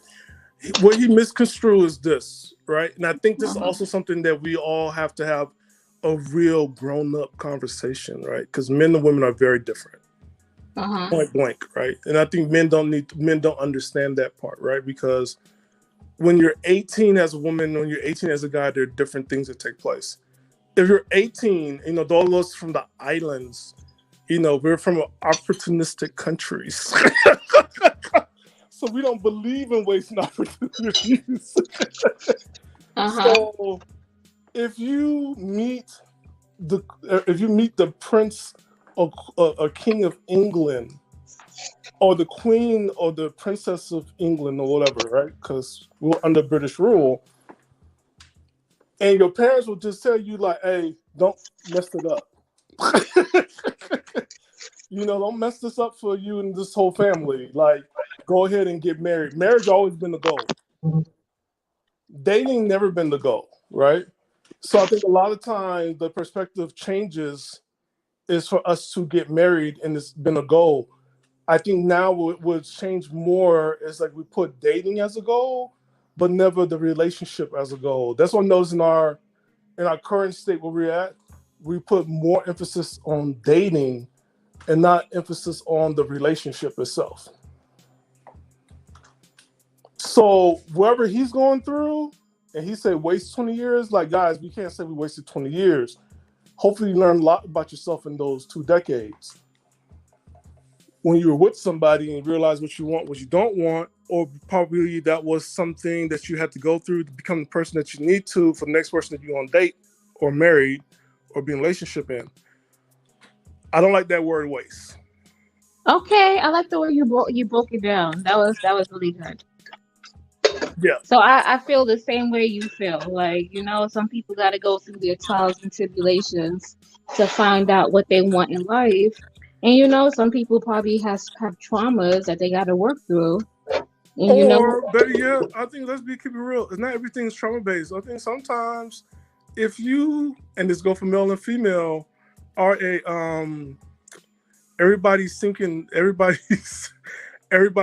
on the bicycle, either community bicycle. I mean, just go ahead and say that. Like, I don't think it's a community bicycle. I really do think it's trauma based, because if somebody knows that they could do better and they're worthy of certain things, they will do so. I think a lot of people don't think they're worthy. But also I think like there's some people who likes that. They want variety in life, and then this is who you are as a person, and it's okay to be that person. You gotta just say that. Don't hide behind. What I'm just saying is, I agree with you, but also I think there's some people who think they have to hide behind trauma based, and when it's not fair to people who actually have trauma. Because if you don't have trauma and this is who you really are, but you hiding behind it, that's not okay. Yo, bro, what's trauma? Oh Lord, they let Simon loose on us.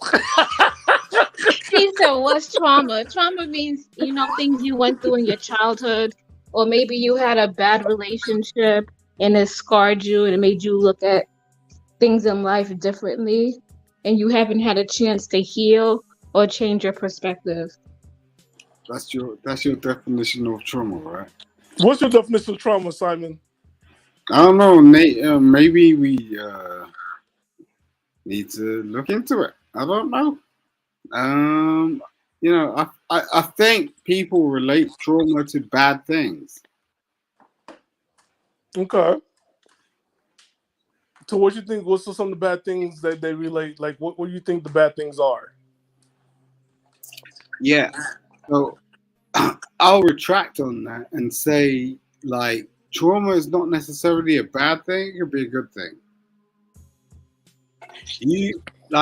I'm allergic to fish. Okay. Okay. Now you have the silence, right? Okay, cool.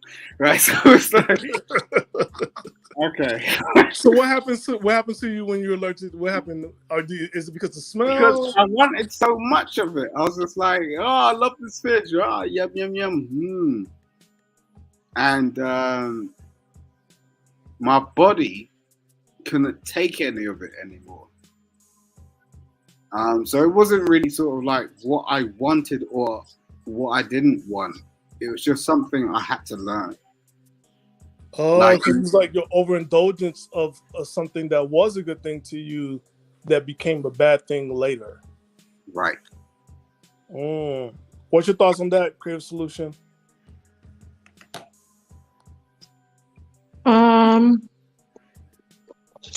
I agree in some cases. You know, like when you're in your period or something, it's like you have no control of that shit. Really. You know, men don't talk about this. There's been like no live on here about women's periods. The whole cycle. Simon, we might have to change that. Why are we talking about women in periods? So I want to get to your point. Keep the fish. We'll keep the fish analogy. They're allergic to fish. We'll keep that. Just keep that. We'll keep the fish analogy right now. Why are you so touchy about it, though? I mean, come on. No, I know something, but we got other people listening, and we still on prime time in the States. I'm all about it, mother. We don't want to. You guys can't be real, man. This is wrong. Oh no. Keep in mind, we're just monetized, so let's keep it very light with the language. What language? I mean, let's just change the subject, Simon. We'll talk about it offline. What does he mean by that? Let him finish.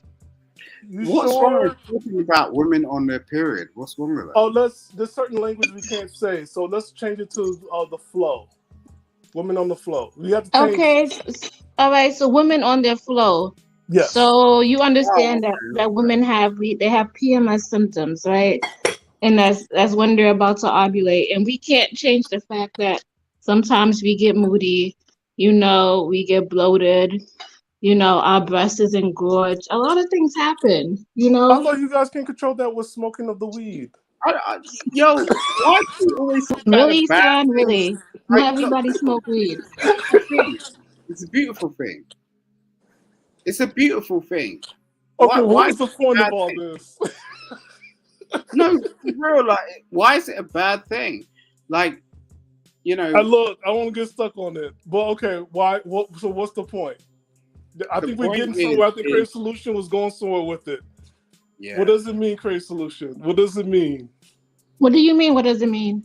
Well, you said like it's not a bad thing. You're going through the symptoms. Yeah. What's wrong with that? What's going on here? It's actually empowering for women because you know that your body is going through a cycle. So you know that your body is operating properly. You know, you're discharging certain energies. You know, you're replenishing your womb. You're letting go of dead skin and all of that stuff. Like, you know, you're actually like doing like a cleanse of your body and your blood. So, and also, you know, there's times where this is a good time for women to be, you know, resting and healing and tapping into other energies. So there are some kind of powers in between that, you know, when a woman's in her cycle also. Witchcraft, huh? No, Stan is in the 18th century. Like he don't even really understand any of this. Simon, you don't understand. Like me and Creative Solution have like a different conversation than what me and Creative Solution have a different conversation. What are you in a box or something? In some sort of like what's going on? Like, listen, we need to listen to our women. Like the flow. That's what she said, right? The flow. Look, you want to don't men go through this like within 30 minutes every day? What? Another question. Is it true that when women get pregnant and they're carrying the baby, men be having symptoms like they're pregnant or something? I don't know.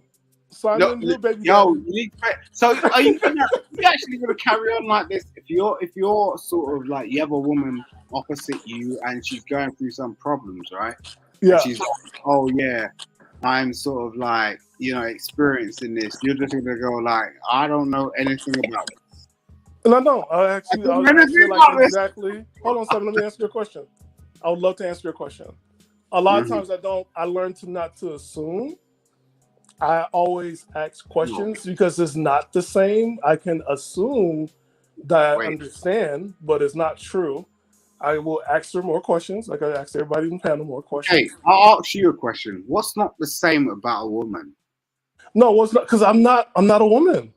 So I'm not. Each woman. Hold on. Not done. Simon. Not done. Not done. Not done. Not done. And every woman is different, and that's something I definitely learned as a guy. I don't make assumptions that because one woman is going through this, that all women is going through it. Nope. No. Now, Craig Solution explained it. Hold on. Craig Solution explained what that meant for her in the nicest way. I know some women, they'll look at me, get away from me. I hate you men. You men don't experience this stuff. Go get me a pizza, and I'll see you in 2 weeks. Yeah, well, you're just that's sometimes, but that's the whole thing. Every woman is different. Yeah, those cramps hurt. Like you be cramping. No, it be sometimes when I get on my flow. Sometimes I feel like I have like the flu. I got flu-like symptoms. And what you want me to do? I'm not about to cater to you. I need to go sit down and go sit with myself and try to work through this and try to, take something to relieve this pain or whatever. Yeah, but what you explained it, right? Like I have flu. Sometimes I be feeling like I have diarrhea. It's a whole set of symptoms that goes along with it. Yeah, like little things like that. Like men can't, like big men that want to act like women, they don't want to sort of like turn around and understand certain things. Like sorry, but I'm sorry, guys, to interrupt, but I have to give a special shout out to Miss Six Boss in the Twitch gang side. Thank you, Six Boss, for man. I think she did a raid. Oh yeah, definitely is a raid. So thank you, Six Boss, so much for raiding the stream. I wish that we had that option for like the YouTube side where we could just raid anyone. But hey, I definitely appreciate you for doing so. Shout outs to Seven. Shout outs to Italian Gal. Let's see. Shout outs to like Kim Zomba, Angel. If I'm butchering your name wrong, please forgive me for doing so. Also, everyone, right? Whoever's tuning on the YouTube side, please follow Six Boss, right, on Twitch. Okay, so it's www.twitch.tv/6boss, and you'll be able, or you just go to Twitch and then just type in Six Boss, right? 6 2 I's X and then the boss or whatever, and then you'll be able to find it easily on the Twitch gang side. So definitely thank you guys for tuning in and supporting us on Knowledge Relationship on the Twitch side. And if you guys have YouTube, please give us a follow as well, or subscribe to our YouTube channel as well. Either way, everything does help. And Six Boss, if you would like to just chime into the conversation, you're more than welcome to come up. I would definitely send the link to you. Sorry, real quick. So feel free to hop in the link. We're just having a casual conversation. It is like an open topic. So yeah, my bad for interrupting, but I just had to do this real quick. Yes, she's definitely amazing. She's an amazing woman for sure. And she's like, okay, cool. Give me 5 minutes. I'm going to smoke. All right, cool. I'll be looking forward to your arrival, and let me know if you need me to send a link to you again. Okay. And Simon, definitely good to see you as well. Welcome back, brother.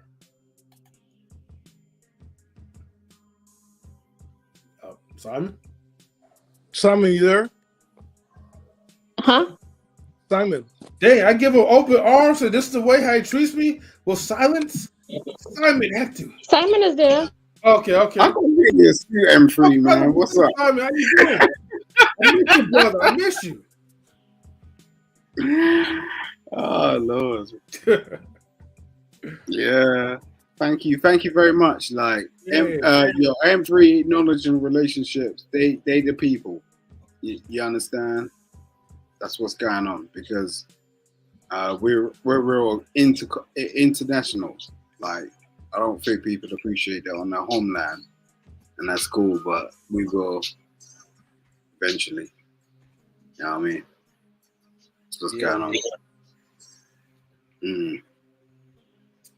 Shout out to international SoapBox. Yo, this guy, like, he hit me in another way. So, yo, Intellectual SoapBox, man, he hit me in another way. Yeah, that's what's going on. Because we got people representing, like, in a real way over here, like, and that's just what it is. You know what I'm saying? But yo, knowledge and relationships. Simon. M3. I told you from bang. You get what I'm saying? That's what it is. That's what it is. Shout out to the chat. Shout out to everyone on the panel. We respect everybody. You know what I'm saying? Don't matter what you're from. Well, definitely mad respect to you, Simon. Stan, what you guys was talking about earlier before I kind of interrupted? Oh, let Simon catch us up on it. Simon, go for it. I'm just saying he was a simp. That was he was just saying. Simon, go ahead, tell the whole story. Stan was saying he came from a simp family and he didn't That's know not it. how to Creative understand. solution. Come on in and explain the whole thing, what we're talking about. Simon was asking about women when they are on their flow and what they be going through. And you know, I guess I don't know. Maybe he has a woman at home, or maybe he's trying to date somebody, or he just wants to understand women more. That's what we was talking about. Like, you know, what is a woman going through when she's on her flow? How is she feeling? You know. Yeah, that was it. Yeah, because when the blood is oozing out right from the systems and it's just like flowing like a river, right? So I get you though. You just want to know, like, you know, how the pretty article flow just be kicking in, right? So I feel you. Well, yeah, so I don't think men really appreciate the cycle of women. Men tend to just get on with their stuff, and you know, they could be sort of like in a relationship or whatever, but they tend to sort of have this thing where it's just like, I'm just getting on my own stuff, and most women have an issue with that because it's like, especially if they're committing themselves to you, like they're like, you're supposed to like check my flow, and most men don't, and they can't because they're just, you know, they're just on their stuff, you know, like if we're driving in a truck or if we're just choosing to do a job, it becomes a total switch off. And then, like, if you're in a relationship with somebody, it's like, you know, they're like, well, you're supposed to be paying attention to me, you know, although, like, it may be a marriage situation or whatever. It becomes, I don't know, I just think it becomes kind of difficult, and it may sound a bit stupid, but it can become a bit difficult. Right. I get you. Okay. Well, look, let me ask you this though.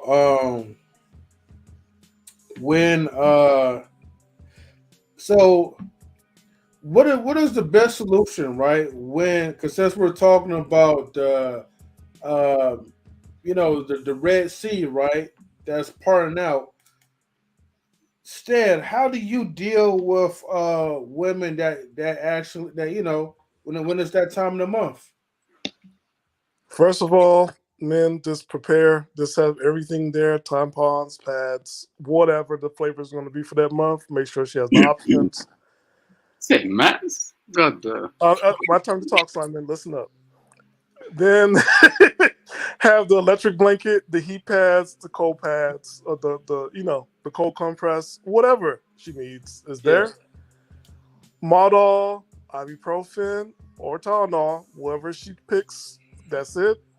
And leave her alone for next week or 2 weeks. I mean, that's it. Okay. I don't know what else can be. What else needs to be done? Because not all women. Now, I'm going to say this, right?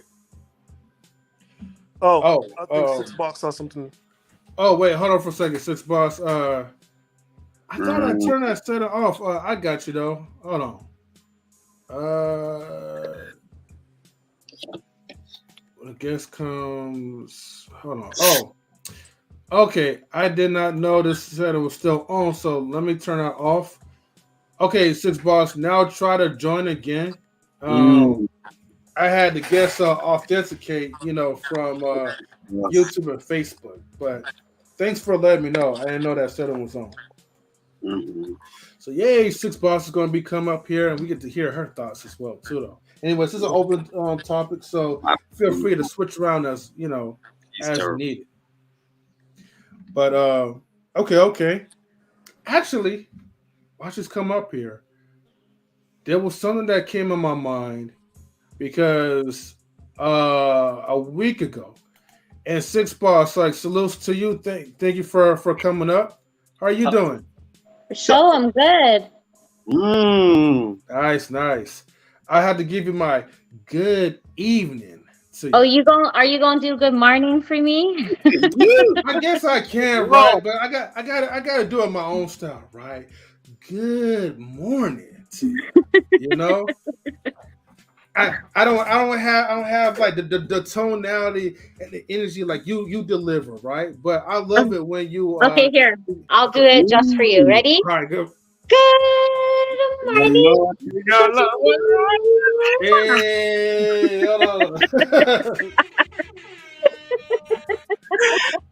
This girl's hair, man. This girl's hair is crazy. You guys love it? Yeah, I love it. Hey, Six Boss, thank you again for like the raid, and we got people from the Twitch gang side that's like watching us. If you guys enjoy the entertainment, please follow us on KnowledgeIntheAfternoon on Twitch as well too. So thank you for that, and also thank you for coming up as well too, though. So for sure, really appreciate it. Yes, tonight is an open topic, so topics could vary. We were just talking about a woman's period, thanks to Simon. But actually, I wanted to talk about something else, right? Because it was based off a conversation it was based off a show that you had. I think it was like last week, and it was about like expectations, like like the things that what women will want, right? Like as far as like it could be sexual stimulation, the companionship. But basically, it's what I'm talking about mostly is like, okay, how men need to constantly step up their romantic game, but then yet at the same time, it could be realistically that it may not just happen. Oh wait, what's that, Stan? Oh, I'm sorry, I thought that was Stan. Man, because that it's like I think like. If you literally like went around this panel and spoke about like the period thing, like the women would be a bit more interested. Well, we do speak about it sometimes whenever sorry, I'm just trying to pull you up on the TV, so that's why I'm not looking at you. But if we do speak about women's periods often, and the reason is because I'll be open about it. Like I'll just be open about it now because I don't give a fuck. Sure, but on last week, I knew that it was leading up to my period. And it's messed up as a woman. We were talking about this, which is really fucked as a woman. And men don't take this into consideration. They probably never will because they don't experience it themselves. However, we've been experiencing it since we were anywhere from 12 to 16 years old. So our whole lives. And the messed up part about being a woman in adulthood is for about 3 weeks out of the whole month. So we're talking 3 weeks out of 4 weeks every month. There's some shit going on with us with our period. And because there's like for me, like every woman's period is different. But for me, real shit, I'm very big on wanting to have regular sex in my relationship. And for the fact that for a week before I get my period, I get pregnancy symptoms. So I get all kinds of cravings. My back hurts. My breasts are sore. I get cramps. My bowel movements are off. And like, that might be TMI for you guys, but we have to deal with that. And then we have a whole week of the actual cycle itself. And it starts right over again as soon as it's done. Because the thing about it is that men don't take into consideration, I think the biggest thing that's annoying for us, you guys say that we're emotional or we'll get attitude or we're this, we're that. And a lot of times men or significant others will throw it at their woman and say, is it because you're on your period? Oh, you acting like this because you're on your period? Yes, motherfucker. And it's scientific because our hormones are raging and jumping at that time, which is real shit. We have an excess amount of estrogen flowing through our body. That's an abnormal amount that makes us fucking crazy in our brains. And you guys get the short end of the stick of that. And that's the reality. But then you guys turn it. Here's the fucking kicker though.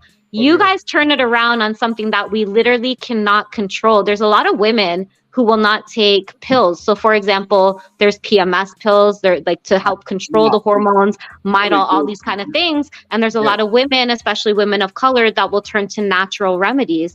They don't do the exact same thing for the chemical reactions that happen in our brain and in our body, real shit that cause us to act certain ways. So there might be times where your woman seems like she's more needy or she's more nagging or she's a little bit more edgy. Newsflash, you're gonna get this every 26 to 28 days, bro, for the rest of your life. You for real. But that's the thing is there's no timeout for us. It's not a timeout because like I said, it's a week before. Some women, they're like, for me, I'm pretty fucking regular and that's not normal for some women will get their period for like 2 months at a time and then won't get it for 3 months at a time. Some women will have periods that last for 30 days.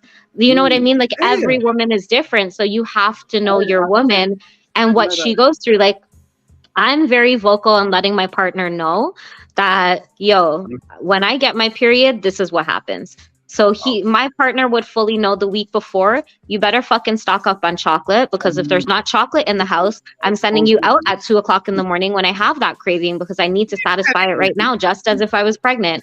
Or, yo, babe, you know what? My period's approaching. I know how I get. The next 3 days, I really probably just don't want to be around you. And I might be unreasonable for no fucking reason. Just understand that the attitude coming up is because I'm going to get my period. So just give me a little slack.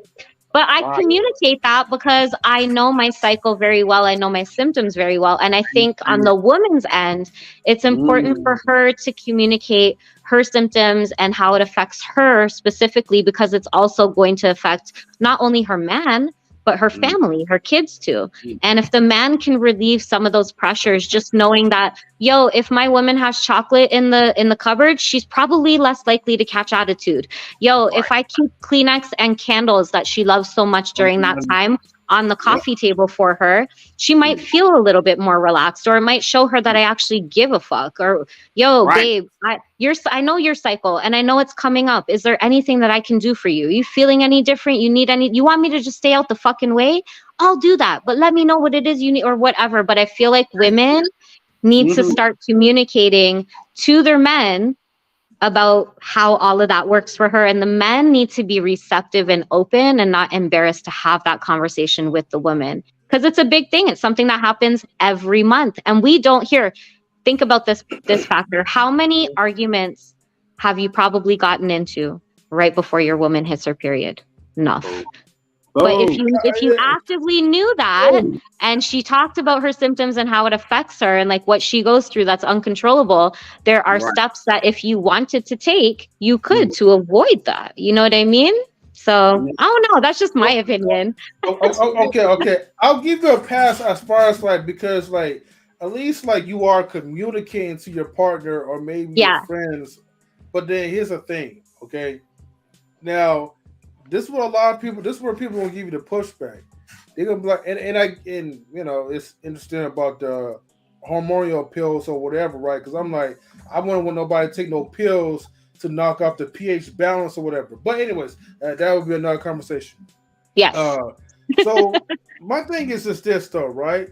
I get that you guys have your periods. You know, I have like, you know, co-workers, mostly are women. So I know like, you don't even have to tell me. I could tell when you're acting or you talking like you got like a freaking period. When I'm just saying hi to you or having a conversation, and then you giving me like the mad face, or you just spurring out something, and I'm just like, the hell is she talking about? But I just said you can't ask us to be reasonable during that time all the time. I get that, right? But however, Six Boss though, y'all always be reasonable when it comes to your boss. I never seen a girl act out in her period. That's not true. You should see the nasty emails that coworkers get during that time too. Because for us, it's like, yo, can everybody just fuck off?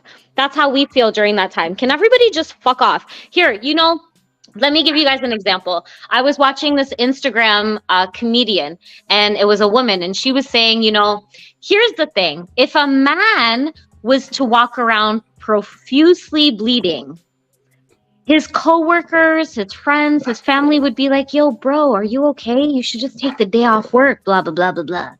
But everybody and their fucking mother, because it's natural and we just have to deal with it because it's part of our cycle. Every woman, when they're on their period, should get the fuck up and do what she needs to do, even when she's in pain and feels like dying and falling over, and she's sick and she is profusely bleeding. She should still get up and go ride a pony, and she should still go up and go swimming and save the day. Like all these fucking tampon commercials and pad commercials tell us that we should get up out of our misery and shut the fuck up about our pain and go about our day. But had that been a man that's profusely bleeding, yo, he'd be in his bed crying like a little fucking baby. And you guys know that that's true. Okay. We're just expected to handle it because it happens and there's nothing we can do about it. I mean, thank God I don't have to go through all that. But I mean, I somewhat kind of like empathize a little bit, you know, what you guys are going through. But at the same time, it's just like, I don't know. It's kind of hard for me to actually have the sympathy aspect to it, right? Because come on. Why? Because you have that sympathy. Come on. Hold on. Why you don't have no sympathy? Because I'm like, look, hey, that's a part of you guys, right? Look, women are like the toughest human beings. You're supposed to take everything. You know? You have no sympathy for your wife. You have no sympathy for yourself. Don't pull that card out. Don't pull that card out. That's a low blow. That's low. No, don't worry, Stan. I got this. No, I don't have no sympathy, okay? I could care less. But that's the answer to create solutions. But my thing is this, though, right? You can't just say you don't have no sympathy and that you could care less and expect the women not to clap back. But I have empathy, though, right? That should be good enough. Empathy is just enough, right, for me to at least feel. But at the same time, it's like, well, come on. Like, you know. All right. So can I tell you something? Do you know that menstrual cramps is equal to the same amount of pain as a heart attack? So picture us having a fucking heart attack in our uterus every month, and you have no sympathy for us? You ain't gonna win this conversation, bro. Come on. Look, it's not about sympathy, right, or empathy. All I can do is bring the supplies in. However, like you said before, how do I go ahead and connect taking care of your period to the romantic side when you talk about 3 weeks before that? So how we merge that together? So the only way you can bond with a woman is through sex. You can't just sit with her while she's watching the movie. No, That's what I'm I don't saying. watch no girl flicks. I'm tired. That's what you're trying to say. You can't cook her no food. I'm always cooking. Women can't cook. Exactly Women what cannot Creative Solutions. No, here, that's a real thing. Exactly what Creative Solutions said. I'll tell you guys something real. When I was living with my boyfriend, I told him all of these things about how when I get my period, I basically fall over and die the week before. It's true. I can't cook for him. There's no way I can stand up in front of the stove because gravity is doing this. So I take him to the grocery store and I say, motherfucker, pick up whatever the fuck it is you think you can put in the oven or snack on for the next 2 or 3 days, because there ain't no way in fucking hell that I'm going to be able to get up and cook. And that's some real shit, because here's the thing. You have kids involved now. That's even worse. Who's going to fucking cook for the kids when you literally can't get up? No, that's why we're here to really help bring the out. supplies. That's so what I can do is bring the supplies. We're taking the weight off of like your shoulders, right? And we're putting it on our backs. So when you guys are going through like, your monthly body pains and all that, we're here to help console and support you guys. I mean, look, sometimes like you guys gotta understand, like, when we go through our moments where we gotta take like these big ass dumps though, like that shit hurt though, but we still gotta suck it up. I'm not trying. I don't think you do not just compare that to period pain, my friend. Like, really? That's all because we have nothing else to compare it to. All right then, so you just be there for her. You guys want women to be caretakers and take care of kids and do all of these things, and you guys can't take 3 days to be not to be selfish. She just explained you guys have it for like 3 weeks. Is that so hard to do? It's not been 3 days. It's 3 weeks. It's 3 weeks. You know what you could probably compare that pain to? You know how there's like real freaky people out there in the sex world, and there's some men who like getting things poked inside of their penis? It's like that. Okay? If you want to compare it to something that you probably experienced, if you've ever broken a finger, if you've ever broken a bone in your body, it feels like that every fucking 30 days.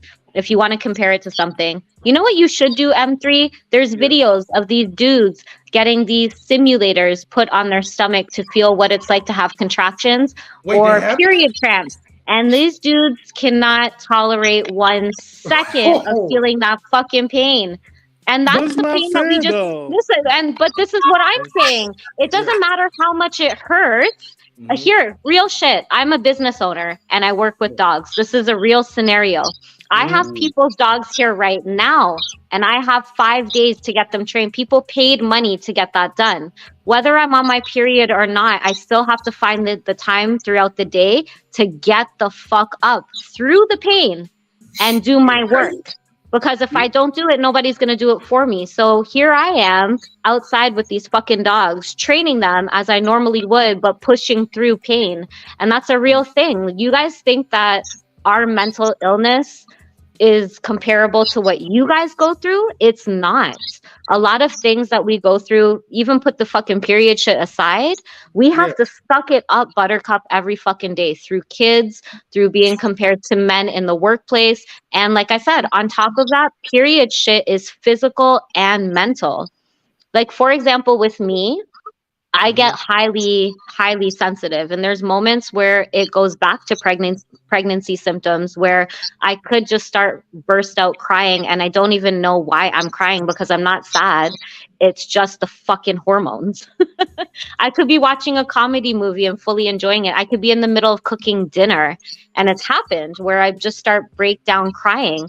And that's literally has nothing to do with anything going on in my life or anything that's bothering me. It literally has to do with the scientific fact that my body is overflowing with an extra unusual amount of estrogen and hormones in itself. And that's affecting not only myself, but it's now going to start affecting my partner and my kids and my work.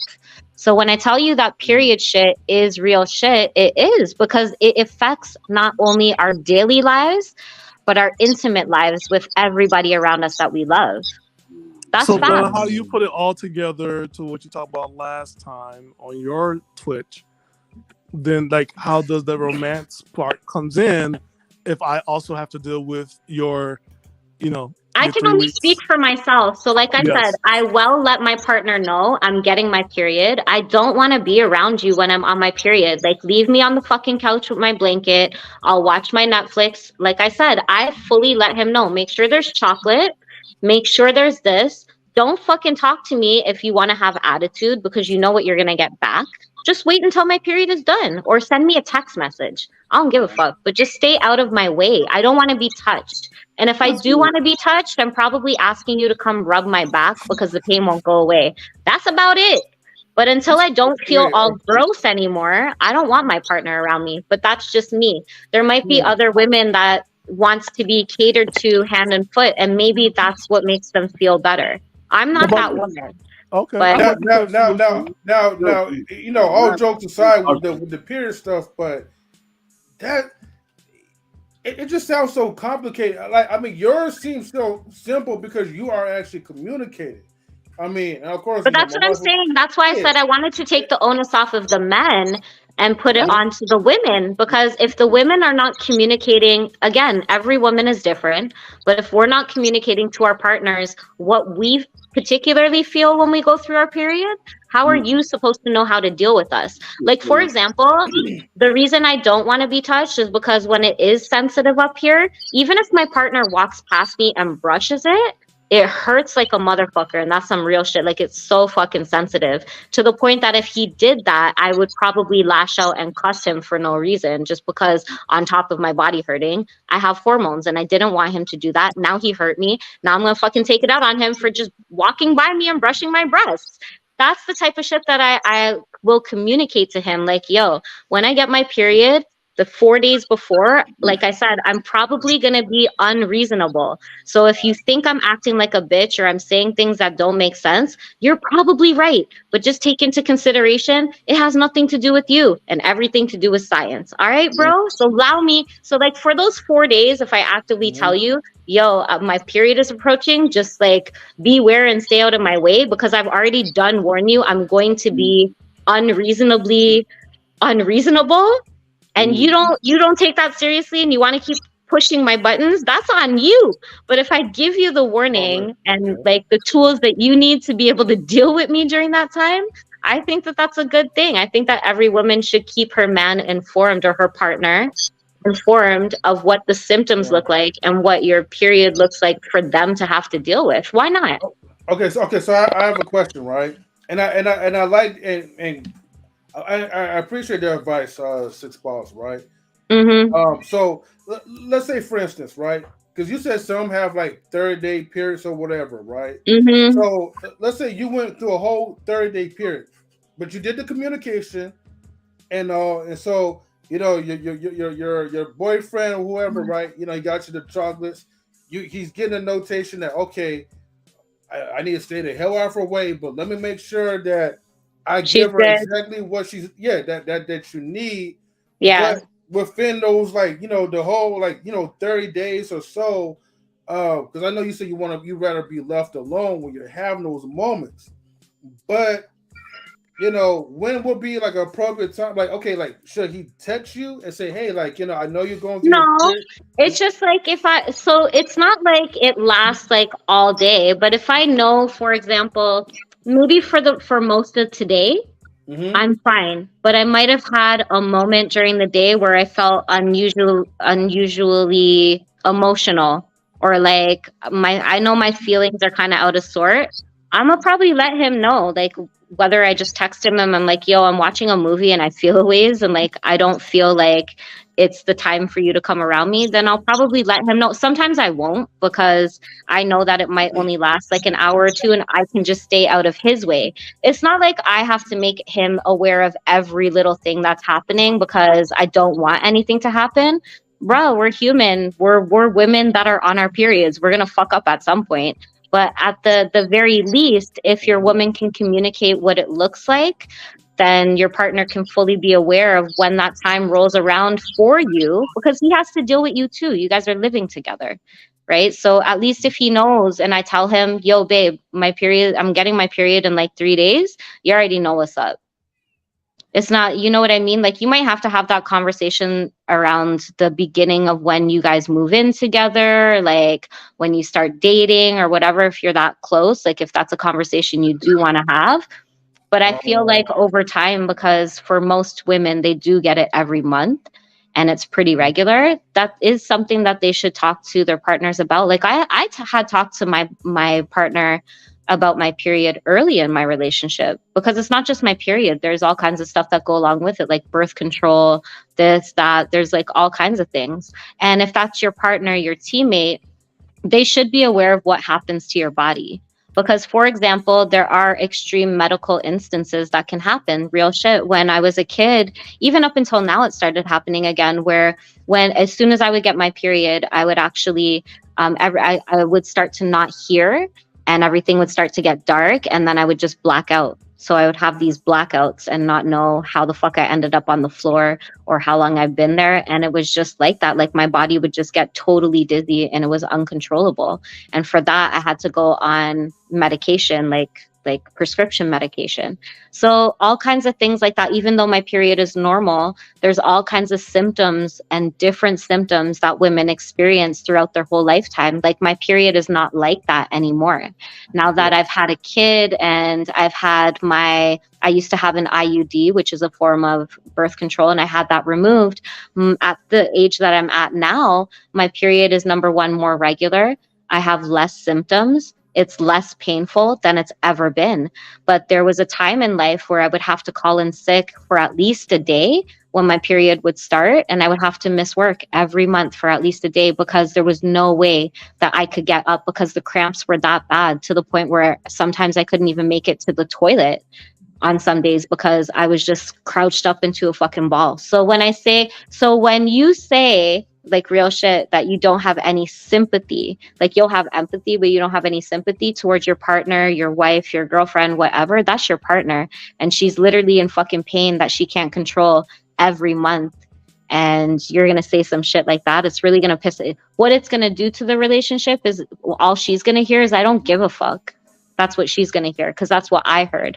And if my partner was to hear, I'm empathetic towards you, babe, but I don't really have any sympathy because this is just something that you guys should be dealing with, that's some bullshit, misogynistic answer. I can't say it's misogynistic. It's almost like a douchebag answer, like a dick answer, because you're my partner, and when you get sick and you want to start acting like a fucking baby, I'm gonna start treating you the exact same. You could get, when you have 102 fever and you think I'm gonna get up at the stove and make you soup, I'm gonna be empathetic and say, I'm sorry, babe. I hope that you feel better, but you and your 104 temperature can get up and make your own fucking soup, because that's how you make me feel every fucking month when I get my period. Is that how you want us to? It's not supposed to be a competition. Wait. But Six Boss, to be fair though, right? So when I was saying about sympathetic, right, I'm more referring to, right, pretty much in particular my coworkers. I could care less about their periods or whatever. But I feel you. Solutions kind of like threw a jab at my wife, so I was like, hey, well, fuck that too. But I would say that to be sarcastically, like joking or whatever. But on a serious note, right, I'm talking about more like the people, right, that is around that you work with, right, who usually, they're not going to communicate with you because they're not like, like your spouse or your woman. No. Right, they're not going to tell you that shit. Yeah, but they'll lash out towards like the co-workers, but I never really seen them have that same type of attitude with the boss. And if they did, right, if they was feeling that type of way, they will try to control it as much as possible. And that's the only part that confuses a lot of men, because it's like, well, I mean, either way, like I do have the empathy as far as like, when people are going through that type of pain, because like, oh man, like, I can feel it, and I'm not even like a woman. But the thing is, like, okay, if I see like people that's if you could control it at the workplace or whatever and try to hide it, I'm like, okay, like, is what you're saying really like legit? Like, you know what I mean? That's where I'm coming from with that. Mm-hmm. Like I could tell create solutions. Oh, you on your period? Hey, tough luck, homie. You got to deal with that. But of course, my wife, like, I live with her, so That's what I'm saying though. When it comes to like your partner at home, it's different. But there's nothing you can do about controlling your coworkers and shit. You're just gonna have to deal with this. Is a thing. Yeah. I would say like in the public because I'm like, man, like sometimes you be saying hi, and then next thing you know, like they just get into this whole rapid rampage, and I'm like, you did this and did that. I'm like, what the? Okay, all right, you must be on your period then. Like, Yeah, exactly. Some people be going through stuff at home, and then they carry it and they throw it at work. Yeah. Stop bringing your home issues to work and airing it out to other people. Men too. Both men and women do that. Yeah, you're right. Kimberly says, this is why God played this trick on my husband. When I fell pregnant with my youngest, he went through morning sickness. How did he go through morning sickness and all those uncomfortable elements during pregnancy? See, that's wrong. That's not right, Kimberly. How did that happen? But maybe it was kind of like that type of connection. Shout out to Six Boss for tuning in. I don't know if she left or like her connection went out, but thank you for tuning in on the show. Yeah, this was definitely a fun topic for sure.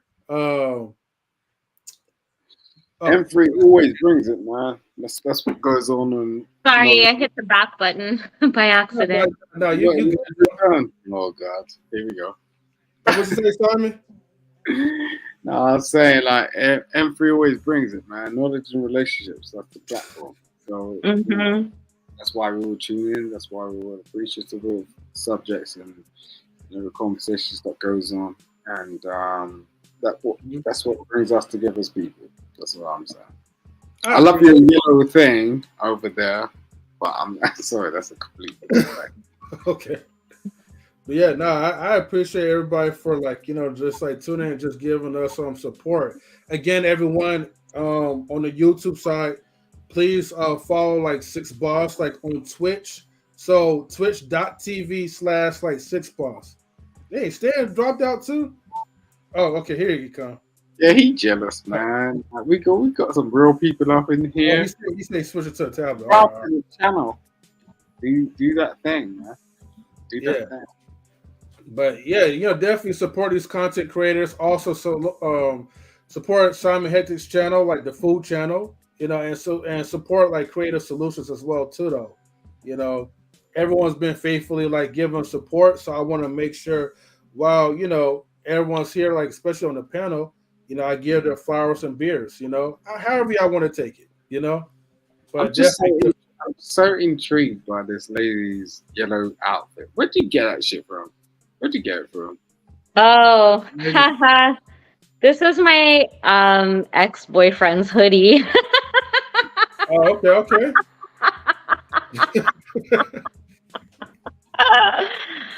Yeah.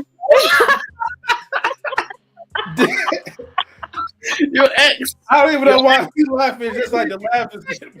I'm sorry. Did I get that straight? Because I still love him a lot, but we're cool. We're cool, but where are you at? Are you Asian? Yeah. New relationship? It's the boyfriend hoodie. That's what it is. Your ex-boyfriend. Wait, are you in a new ex-boyfriend hoodie? Yes. What's going on? Because if I turn up to your house and you was in your ex-boyfriend's hoodie, I'll be having some questions. I'll be like, what's going on? I wouldn't, but if you were coming to check me, I wouldn't have told you this was my ex-boyfriend's hoodie. I would have just said I just took it from my son's closet. I understand that because I know how you guys get down, but I'm just saying, oh God, why are you in it? It's why am I? You know what? That's a good question. Why am I in my ex-boyfriend's hoodie? I don't know. I can't answer that question for you. No, you already gave the answer. You just said right a few seconds ago that you still have love for him.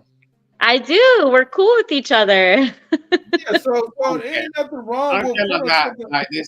I'm looking at you, guys. Here, you want to know why? And this goes back to the period conversation. I asked him for one of his hoodies in the beginning of the relationship that was oversized because for me, We were in a long distance relationship. So there's significance to it. We were in a long distance relationship, and anything that's like really big or oversized, it feels like a hug for me. So especially when I'm on my period, the only thing that I want to wear, because all other clothes are uncomfortable, is this big ass sweater that makes me feel like comfortable in everything that I am, like when I'm sick. So that's why, like, this sweater is even too big for him, really. That's what I was kind of feeling like some type of comfort or type of warmth. It is. It's like a hug or like something that's comfort. Like, Yeah, I like like a it little because it snuggle. made me feel like close to him, kind of thing, or whatever. I don't know, sentimental shit. This is the type of shit that women, this is the kind of things that we do and we like. See, I've already picked it up. I was just like, I didn't say nothing about it because it was like a big deal or whatever, right? But Yeah. like, oh, okay. Like you got the oversized like hoodie, so like you look like you feeling like mad comfortable right now. No, it's not a big deal. It's just like the fact that you know, if you know she's like comfortable in her ex's comfortable top or whatever and like her new man walks and is like, okay, well, are you okay?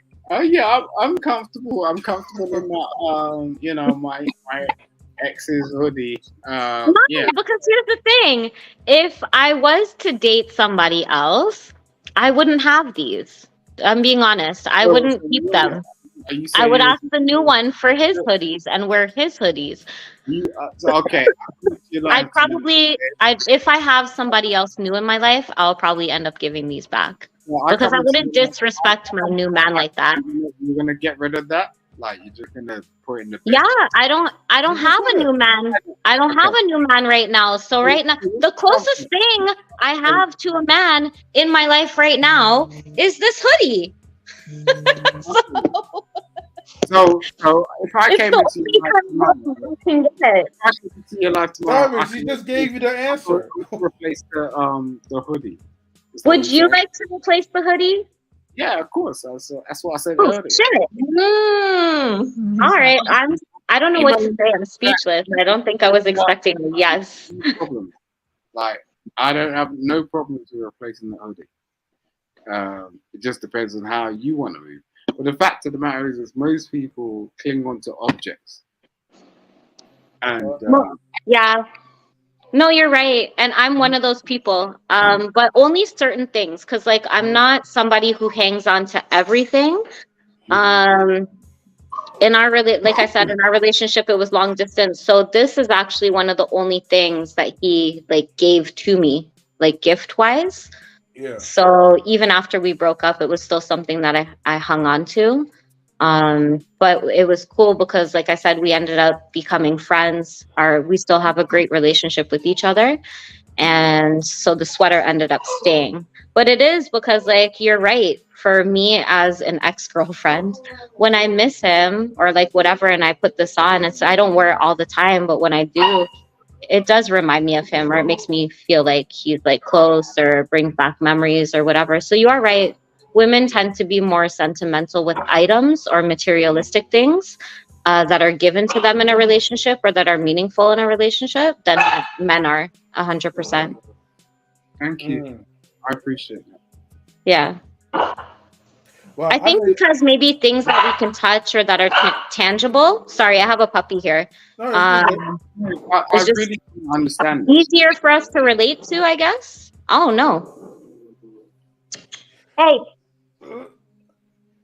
Likewise, like I would rather like hear stories where it's like, okay, even though you guys are not together, but yet, however, you still have a connection, like you still have love for each other. While most people will be like, oh, I hate this bastard, or I can't stand him. I wish he would or she would go away. And to me, that's kind of like toxic already itself, even when you're not around with the person. So might as well embrace some type of love and get like, good vibrations. Yeah. I don't know if that's a correct word of saying that, but you know what I mean. But don't get me wrong, there are like, for example, well, for me, I've only had 3 serious relationships, if I'm being honest. So I was married. I was in that relationship for 15 years. That was my longest. And then I had 2 relationships after that. One was 2 years, one was about a year-ish. And like the last one. And out of those 3 relationships, it's only the second one that I don't keep in touch with him. And it was because it was an abusive relationship. But the other 2, my ex-husband, he's not only the father of my child, but he was always going to be a good friend in my life. And we didn't have a messy divorce. We divorced because we knew that we got married way too young. We had a kid way too young. We did everything I got pregnant and we bought a house. We had a kid and we got married all in the same year. Like we did all the major life events in 2007. Like everything changed for us. So we kind of just grew up really fast. We thought that we could learn to love each other. And we stuck around for our kid to try to make the family work. We thought we were doing the right thing, but there came a point where we realized we just weren't happy. So that wasn't messy.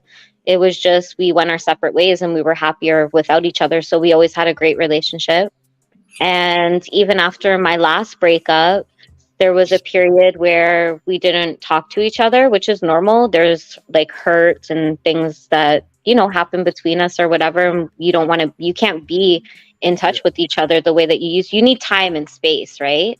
But the 2 of us my last relationship always knew that if we weren't going to be together, like boyfriend and girlfriend, like in a romantic relationship in any way, that we would still always be in each other's lives. And I think because of the connection that we had and we understood the connection that we have, is why we're able to be friends today.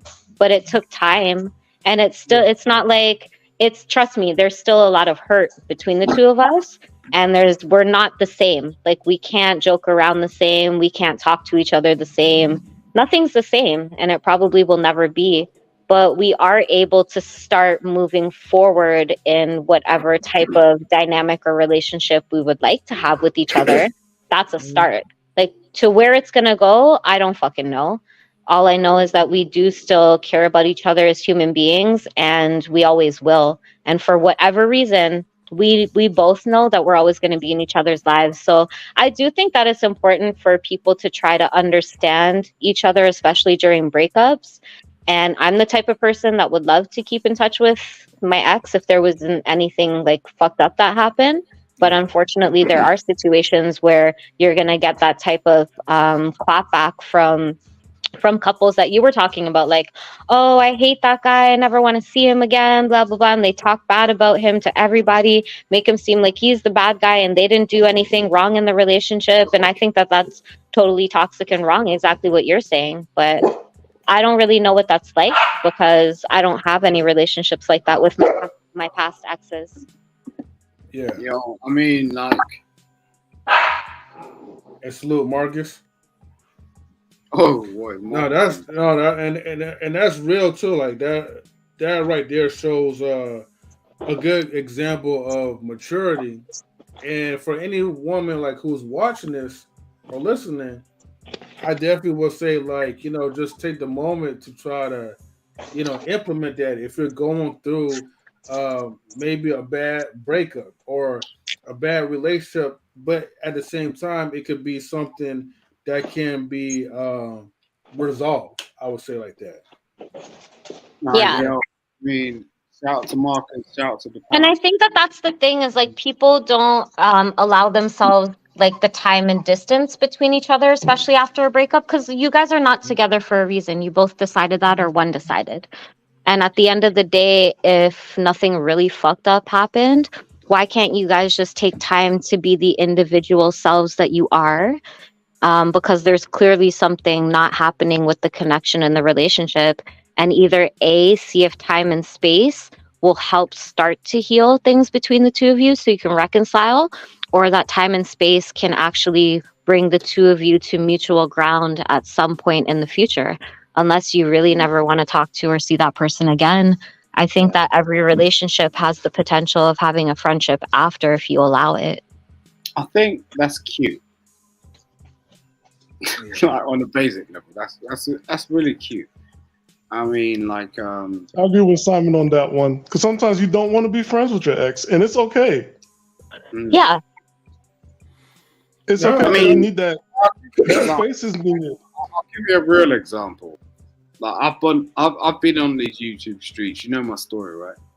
I get on platforms and I speak about my ex-wife and I speak about my child and like all the crap I've been through and all the rest of it. Right now, my ex-wife is incarcerated. She's locked up, and I was trying to prevent this, like by going on YouTube, by speaking to people, by sort of having external conversations with the real world outside, just to get some sort of opinion. But now she's locked up. Now this is a woman that was a teacher, okay, and it hurts me, kills me. I wake up tomorrow, I'm like, I don't know what the hell's going on. So when I hear people talking about stuff that's mediocre, it really is like few and far between. Although like I tune in, I play the clown, I'm like, okay, whatever. You get what I'm saying? Like I know what my lineage is in terms of these YouTube streets. Like there's certain people that just been rocking with me. They've been there and they understand what I've been through. They've been in the back chat and we've had conversations and they know what's going on. We don't want to see women doing that sort of stuff. That's the bottom line. I don't want to see a woman homeless screaming, shouting, acting like, you know, they don't know where they're going and coming from. You get what I'm saying? It's like, although like we have our discrepancies within relationships, we don't really want to see, because, you know, every woman I sort of come across, they're like beautiful. I want fruit. I want to go on a holiday. I want some liveliness. I want color. I want to just lay down for a second because I've worked too hard. I feel you. Do you know what I mean? Like, I'm out here working. Like I do everything for everybody. Don't matter if it's like 2 minutes over here or 5 minutes over there. Like, you know, when I'm dealing with my own like personal shit, I don't care. Like I'm in this for us, and it really kills me.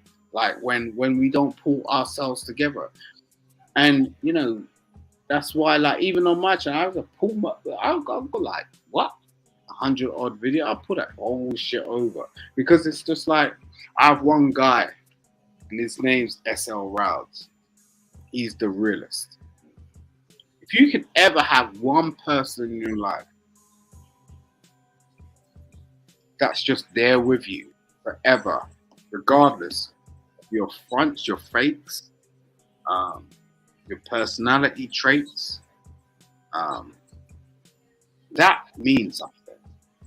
And I saw another live one, like in terms of, you know, and people seem to think that's unbelievable. I think it was the last beef thing they were talking about. They seem to think it's an unbelievable thing. And this is the problem with the black community. It's not an unbelievable thing. What's unbelievable is what has been sold to you. And when you wake up in the morning, please do look in the mirror. Because Michael Jackson got deleted based on the fact that he tried to tell you what was actually going on. Well, I got a bounce. Yo, I got a bounce. Like M3, thank you for having me back up. I know I was blocked for a minute, and that's probably for your own purposes.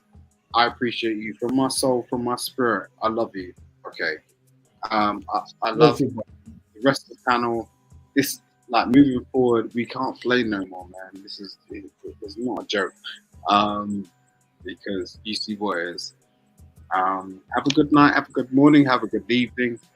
I'm just going to take care of my children. Good night. Yeah, nice, Good night, Simon. Yeah, that's how we do. All right, get some rest, Simon. Wow. Okay. You know what? Hey, can I say something real quick, M3? Go ahead, Stan. And this is for Six the Boss and Creative Solution, ladies. I'm here. How about your Creative Solution? You still there? I'm still here. What you guys talk about is eye-opening, right? I wish that there were books for men to understand what's going on with the periods. For men. Because there's books about like, oh, you're a new father, oh, your daughter's going through this, right? But I really wish that there was something for men, and not to make us look like idiots. That's something that I don't like when somebody's trying to explain something to me, because I'm a guy, and I'm a guy. I can't help that. I'm just a guy, and that's it. Meet me where I'm at, and educate me. I would just wish that there were books like that for us. And also, like, I like the conversation, because we still didn't talk about empathy and sympathy and what that does to men. And I think that's like a second panel. We probably could talk about that later, like why men are not empathetic or sympathetic, what's going on with that. But I really wish that, maybe this is a business item for the women out there who's listening. But I want to give it to you two to do it first, so you could, be the best-selling author of Amazon. To come on. We get first dibs. Yeah, I think that. Well, are you in a relationship? No, I'm in several. Okay. I'm a serial dater. So I think for me, when the periods come on, I'm leaving. So I think I'm that guy where I'm just like, oh, you got an attitude? I gotta go.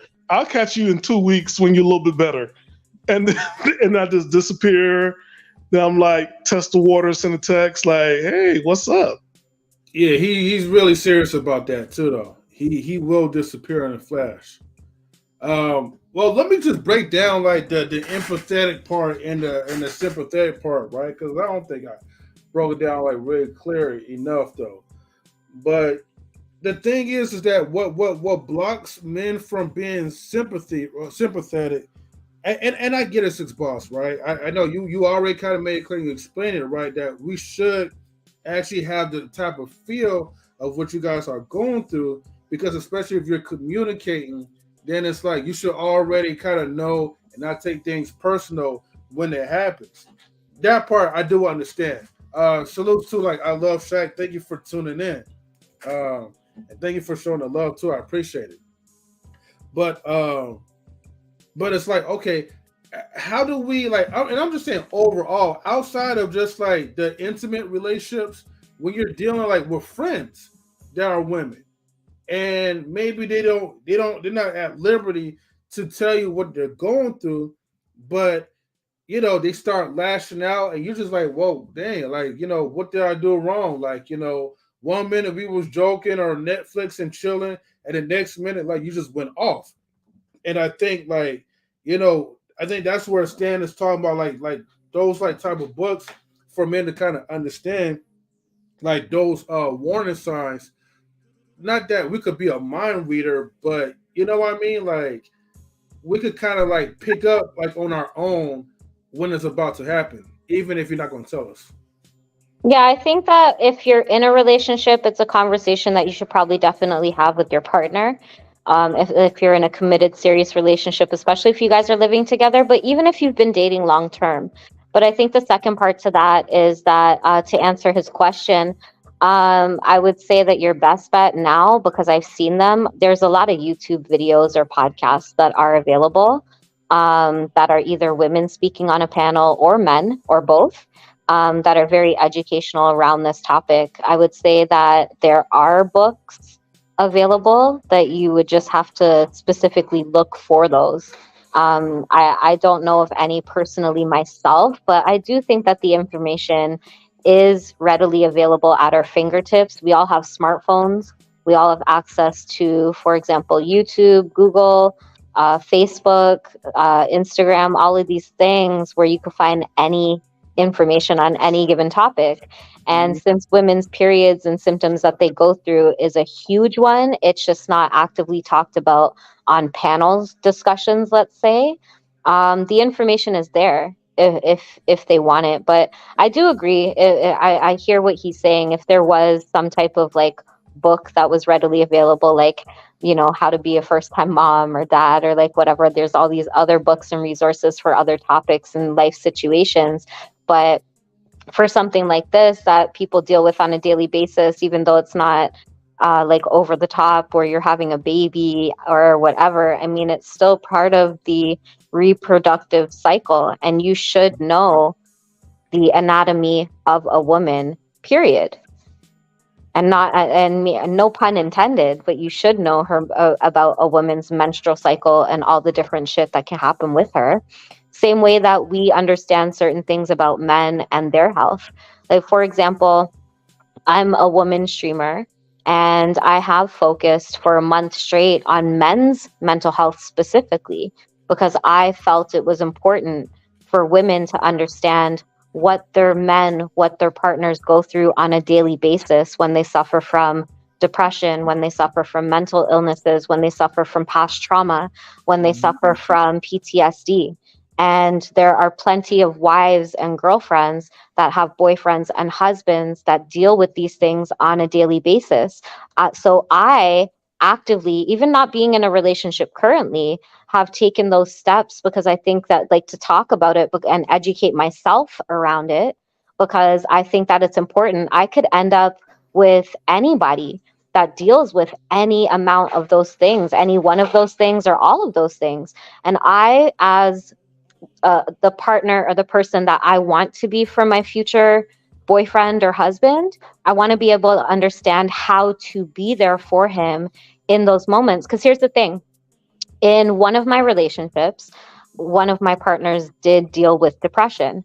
And at that, excuse me, there were certain things, thank you. There were certain things that I feel like I could have avoided saying.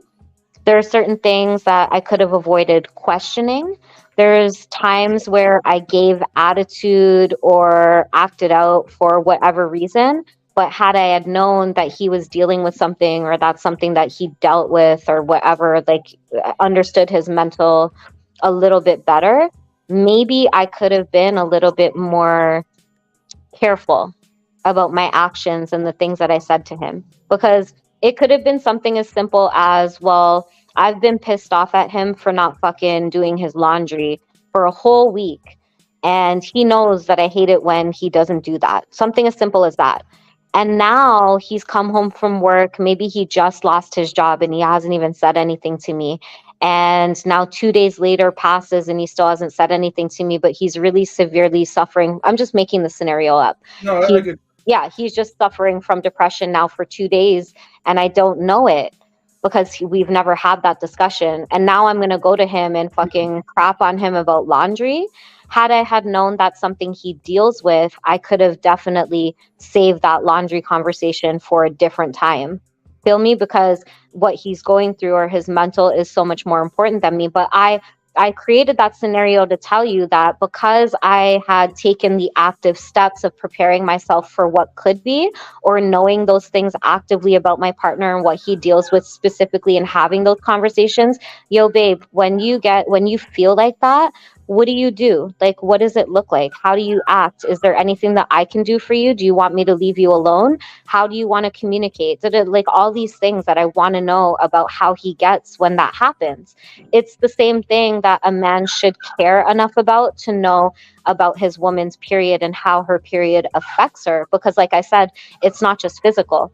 It definitely affects her mental too. And I gave you clear, real examples of how the hormones and extra estrogen can affect a woman's mental and her day-to-day relationships, not only with her partner, but with her family and friends, right? So yeah. I think to answer both of you, I think that it's just if it's something that you do care about and it's something that you want to become more knowledgeable in that area, is just to research it and do your own probing in regards to that topic to find out what you can to do for your current or future partner.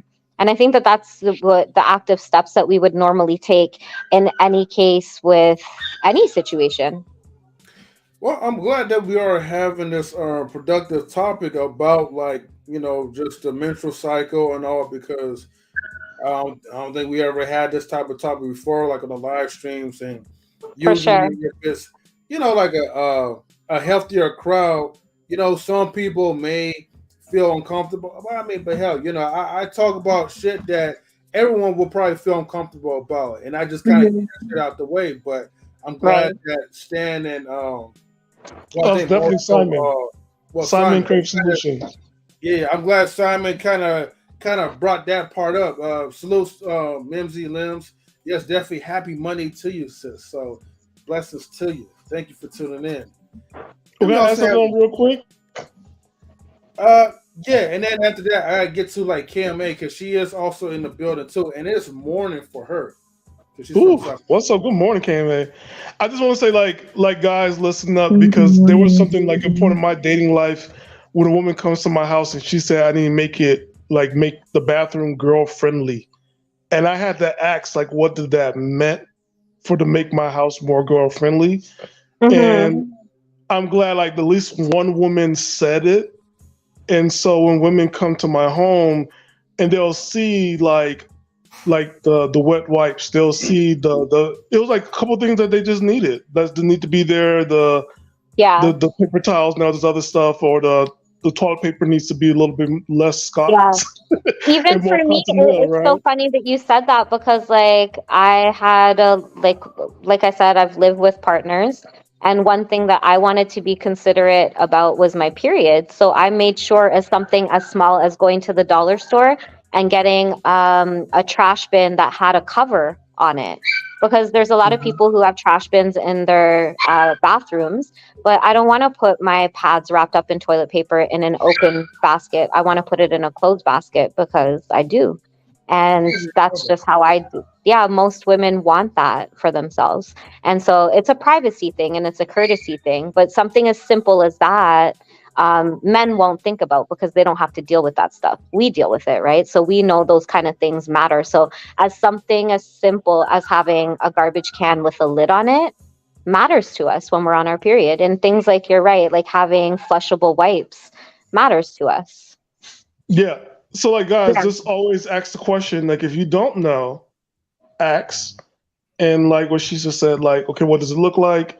Because that's helpful. Yeah. So thank you. Yeah. No, thank you, because I feel like we need more dudes that like care, and you're lucky that a woman spoke up and was able to sort of give you that insight. Because like I said, there's a lot of men who didn't grow up around females or had sisters or had their mom around or whatever, and they don't know anything about this stuff. Or even if they did, it just wasn't talked about. And so they don't have that type of knowledge. A lot of men don't have kids, so it's not something that they've had to learn because they don't have daughters that they have to have those conversations with or actively be aware about, or are not involved in their daughters' lives in that sense. And that's just the reality.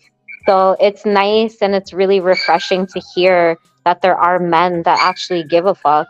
Because I'll tell you guys one thing that really impressed me when I first started dating somebody.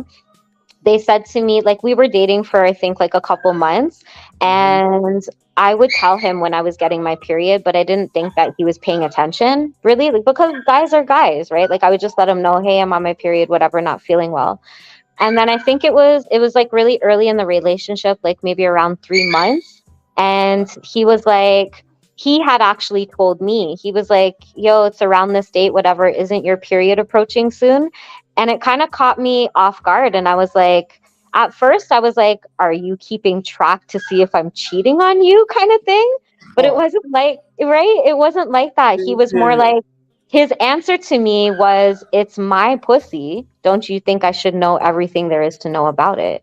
And I was like, well, damn, like that comment took me back, because I was like, fuck, he actually gives a fuck? That's dope. Wow. And that moment, like, did it feel like it was like, hey, man, he's like super badass or whatever, right? Just for... Yeah, it did, because I've never had a man be inquisitive about my body or the things that affect me like that. Not in that way. Sexually, yeah. But when it came to actually caring about stuff like that, for me, it showed a sense of maturity and a sense of I care about you when he said that. And when it showed that he paid attention to me. So, and just the fact that like he asked, made me feel a whole fucking lot better. So it's just a little, I think it's always going to be the little things for women, but something like that where her man actively wants to either play a role or actively wants to know about certain things when it comes to that, I think is definitely, I don't know how it comes across, but it's like, it's sexy because it's mature, right? Mm-hmm. There's a lot of guys who are like, periods, ew, I don't want to talk about that. I don't want to be around you when you're on your period, blah, blah, blah. And it's like that. And that's just what they've been taught. So it's nice when a man is able to set all of that childish shit aside and just talk about it like it's any other subject with his girl. I think it's sexy. You know what I mean? No, it's no, not no. sexy to talk about periods. It's just sexy for the fact that he gives a fuck. Yeah, I get you on that part though. Yeah. Usually that's a subject that usually, that's different. You know, usually like when it comes to like guests or whatever, you know, most people will be a little bit timid. Well, except for Simon, right? To even bring that part up, like, hey man, like, how you are with your period? So, I thought I was going to take a different turn, but actually it was for the better. Let me get to KMA real quick because you know, she's yeah, up for sure. there. And I'm gonna let you guys go. I'm gonna watch from the TV, but I'm gonna come off the panel and just relax because I've been streaming for a while before I came on. I actually feels like I've been streaming all day. So I'm just gonna take some time just to listen and be part of the conversation. But thank you so much for having me up. And thank you for coming. for sure. It's fun every single time. I can't wait to come back, and I'll be in the chat. I'll be here throwing in my opinion and my 2 cents like I always do. For sure. Well, look, I appreciate you for being willing to come up to the panel for tonight. For sure. I was in the mood. You caught me in a good mood, so for sure. But I'll definitely be back. Okay, for sure. Definitely. All right, guys. Take care. All right, you too. Okay, bye. All right. All right, so KMA. How you doing, sis?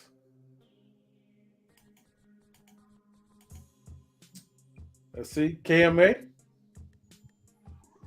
Good morning. Good morning. Good morning.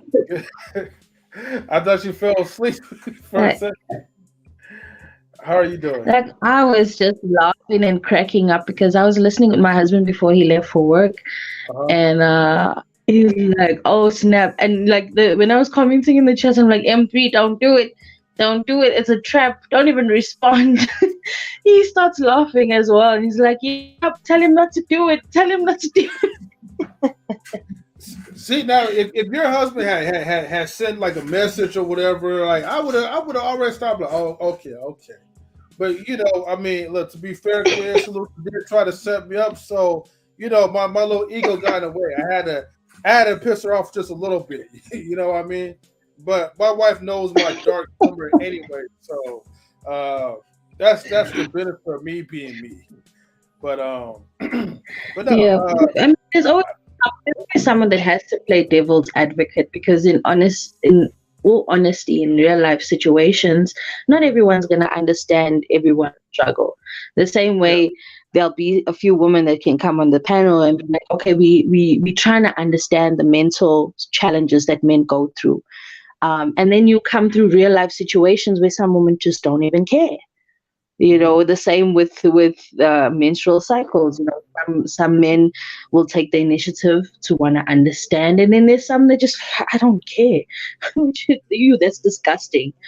That's your struggle. It's not my struggle. You know, so there's always someone that has to, you know, go ahead and play the devil's advocate, because I remember growing up in high school, there was a good friend of mine he used to always say, I don't trust no one that can bleed for 7 days and doesn't die. I'm like, what did you just say? You know, he absolute violence in the midst of all these high school girls. And you know, when you're in high school, your emotions are all over the place. You also still discovering what's going on with your body. And he would say that boldly. And I'm like, what did you just say? You really want to get killed. That's what you're looking for. You know, but there's those men, you know, that just don't care. And then there's those that do care. And then there's also with some females that don't want to share, you know, and don't want to tell you the gruesome side of what we got to go through. because it's different for each female. But then there's some females that are very open, like the boss lady that was in here. She was very open about a lot of things, and then there's some of us with how we were raised. I know when I was growing up, we were taught to, it's your private thing. It's a private thing that you go through. Yes, maybe the elements will be shown in the fact that you're in pain in your face or whatever the case is. But it's something that no one needs to see, no one needs to know. It's a very, very private thing. That was what I was brought up with knowing. Even up to now, I still know it's a very, very private thing. For my husband to know, he'll have to see my facial expressions. That's the only way he'll know. I want to be left alone. Like, I just want to go and relax. Okay. Are you okay? Yeah, I'm okay. I just need to be left alone for a little bit. Why? I'm trying not to commit murder right now, but I can't say it that way. You can't even say it on YouTube, but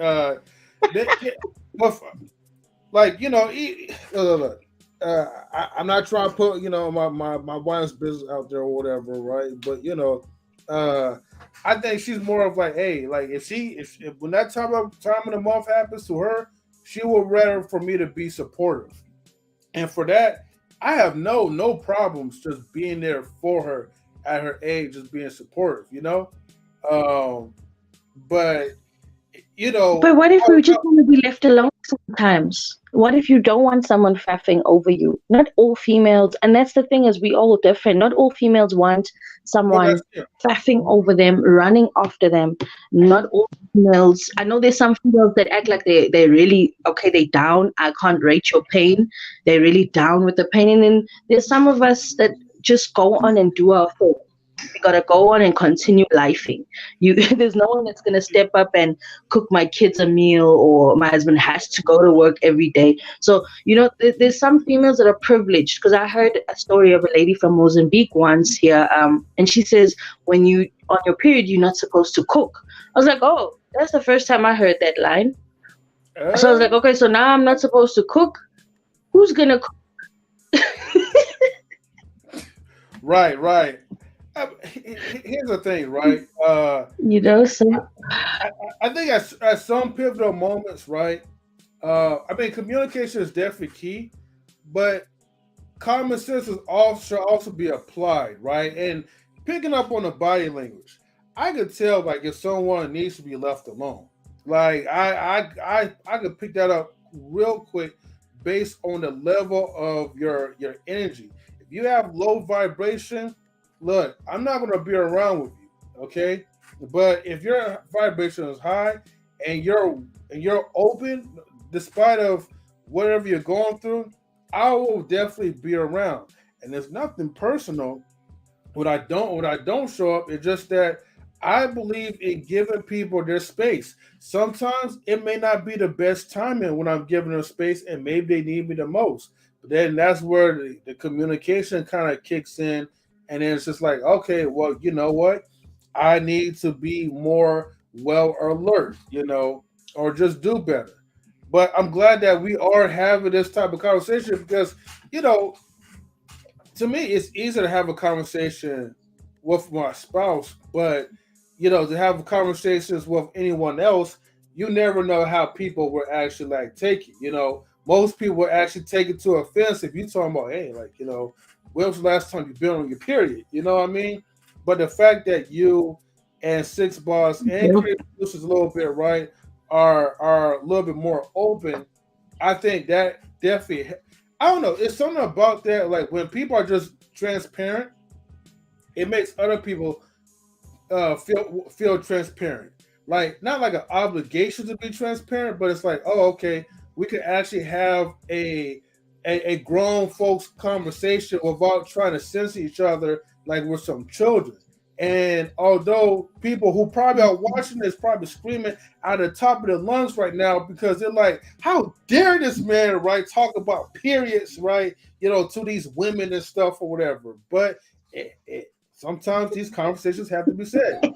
That's true. Yeah.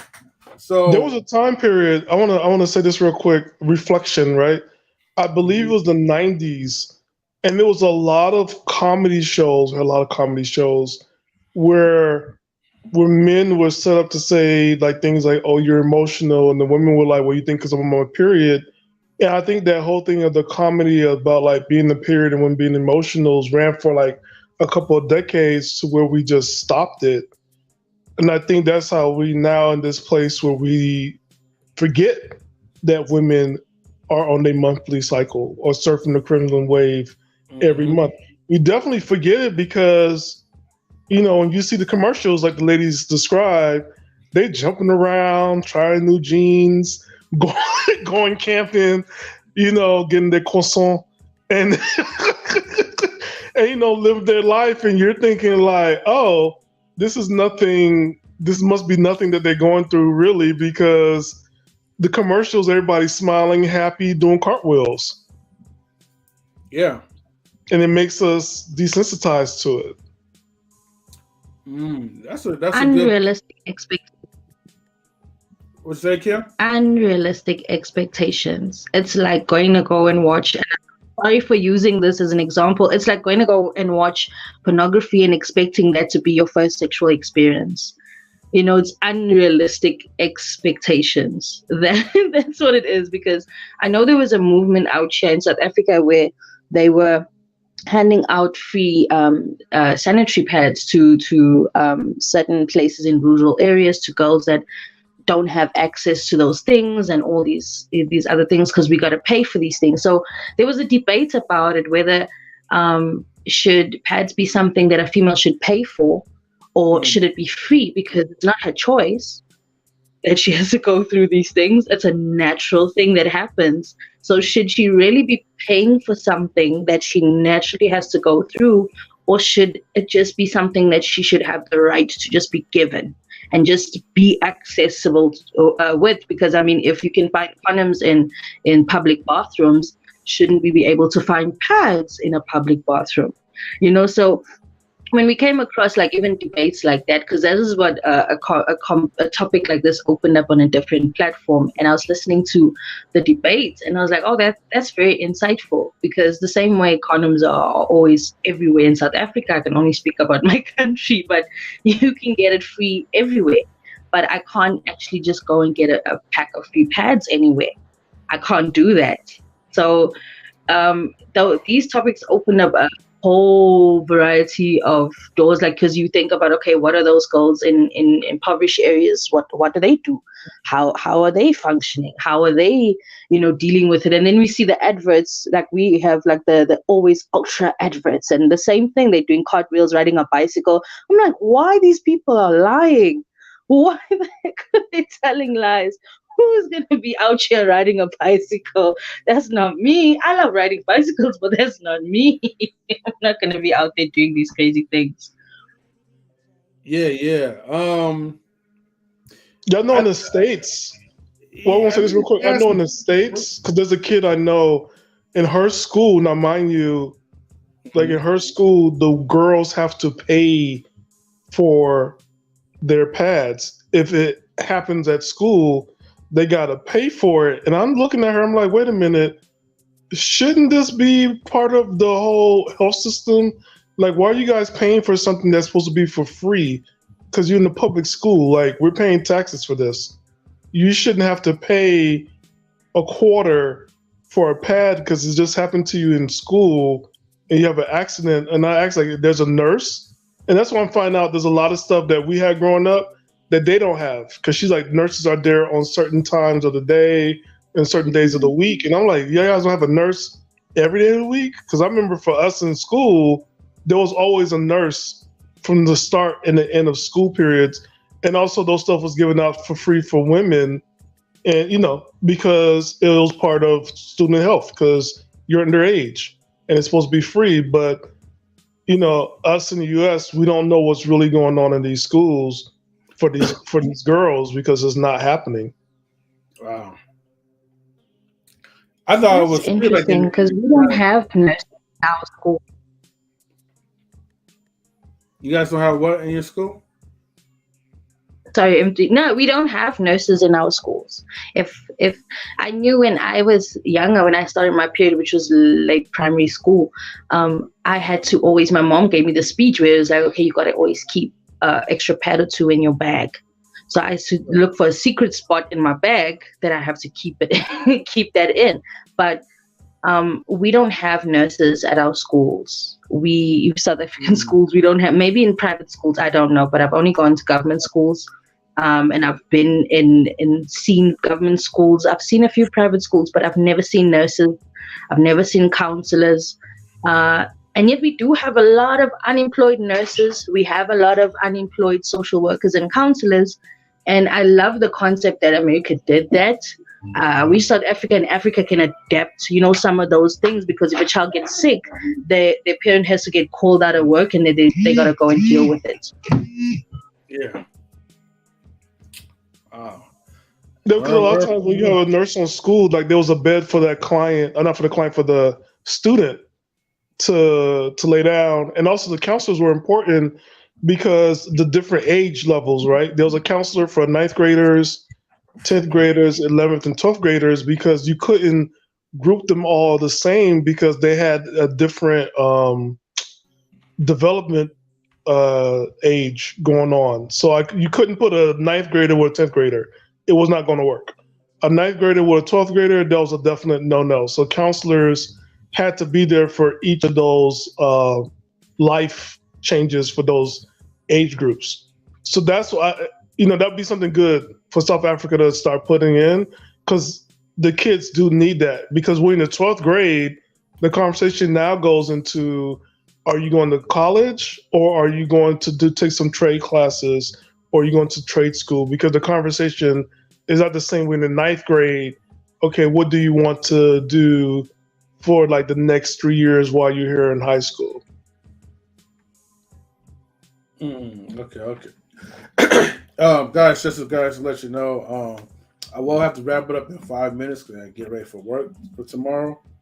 But you're gonna be out there being Batman. Like M3 is out. M3 never sleep. He's a robot. No. Now I'm gonna have to go to work tomorrow. I can't do that. The times like when I was Batman at night, what I mean, was like when I was injured and I had all the days to go to sleep, wake up whenever I want to. But tomorrow, no. You're not gonna stop no crime and just tell them you are pathetic. You are. Wait. You gotta say that. You are.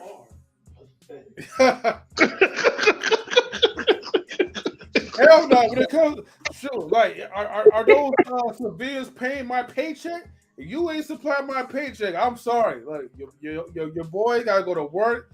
Good luck dealing with the Joker and Harvey Quinn. But M3 gotta sleep and make sure you wake up and get that check coming in. So the sad part about this, I gotta go and also take my school, so you can have a good night. All right, good night. The crazy part about all this stuff? We got all these billionaires, and we don't get like one Oliver Queen, not one Batman, not one Tony Stark. Yeah, you're right. At least have a Tony Stark. That's reality for you, man. You know what I mean? But it would be nice to have like a Tony Stark kind of facility and all that. Yeah, I'll take a Oliver. Oliver Queen. Yeah, I'll take Green Arrow. I like Green Arrow better than Batman. No, Batman's the dog, man. He's like the day one. Oh wait, but Batman didn't really care about the community. He only cared about the Joker, and he let Joker live. I mean, that's what keeps him alive. That's what makes him the way he is, Batman. Even though Joker didn't, delete his parents, but it's just something about him and Joker. Sometimes, man, it's that bromance, man, that you just can't figure it out. You see, my all-time favorite superhero, not everybody will say Superman, right? But it's actually Wonder Woman. And this is why. Wonder Woman don't believe in keeping enemies. That's what... Wonder Woman did not believe in keeping her enemies. That's why her list is always low. Yeah. No, I feel you. You know, she is the most dangerous like superhero ever because she's like, look, I'm not giving you no chances. Like if I gotta get rid of you, I'm going to have to get rid of you. Yeah. So yeah. There's no guilt. There's no nothing. She's like, look, I'm going to hell and back. I'm going to multiple dimensions. I lived 2,000 years as a 24-year-old, and I'm done. Mm-hmm. What up, Mr. Best? 84. I knew this was gonna bring him up. The superheroes. Come on, brother. Come on. Dang. I was trying to catch KMA and she just got off the panel. God dang it. Yeah, man, look, man, we had like a lot of I wouldn't say unexpected, but guests that haven't appeared for a moment. We had She Stole My Thunder. Then we had Priscilla, like, you know, Six Boss up in the chat, in the panel. Yeah. KMA came and she kind of gave her little spills or whatever. Simon Hector as well too. Yep, Simon. Yeah, man. Dang. Simon was good too. He brought a great topic that lasted for 2 hours. She's still here in the chat though. She's like, Mr. Best is here. Okay. Salute, KMA. Salute to Simon. Salute to Six Boss. Salute to everybody who Okay, I get you. Okay, cool. Definitely. Salute to you know, to being a parent, doing your parent thing, you know, parent trap, you know what I mean? You know, you gotta be a parent, gotta love the kids, you know what I mean? But yeah, man, salute to everybody that came up, you know what I'm saying? And yeah, man. You know, I'm about to call it a night, just like the rest of these gentlemen. And just, you know, relax and sit back, man. But yeah, man, salute to everybody. Much love to y'all, man. Have a good night, y'all. Peace. Oh, Best, I gotta hit you up after the stream too, though. But I'll hit you up afterwards. Yeah, hit me up. Yeah. Right. And then shout out to Mimsy Limbs and OG Patrice. Thank you guys for tuning into the chat, man. This was like a wonderful night. So salutes to everybody. Wonderful topic, especially about the bloody red. But anyways, I'm gonna go ahead and wrap this up. All right, gentlemen. All right, Stan, man, take care. Mr. Best, take care as well too. So salutes to everybody, and have a good night. All right, good night, guys. All right, peace.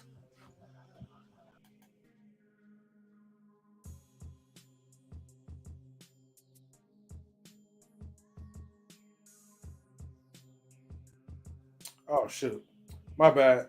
Played the wrong one.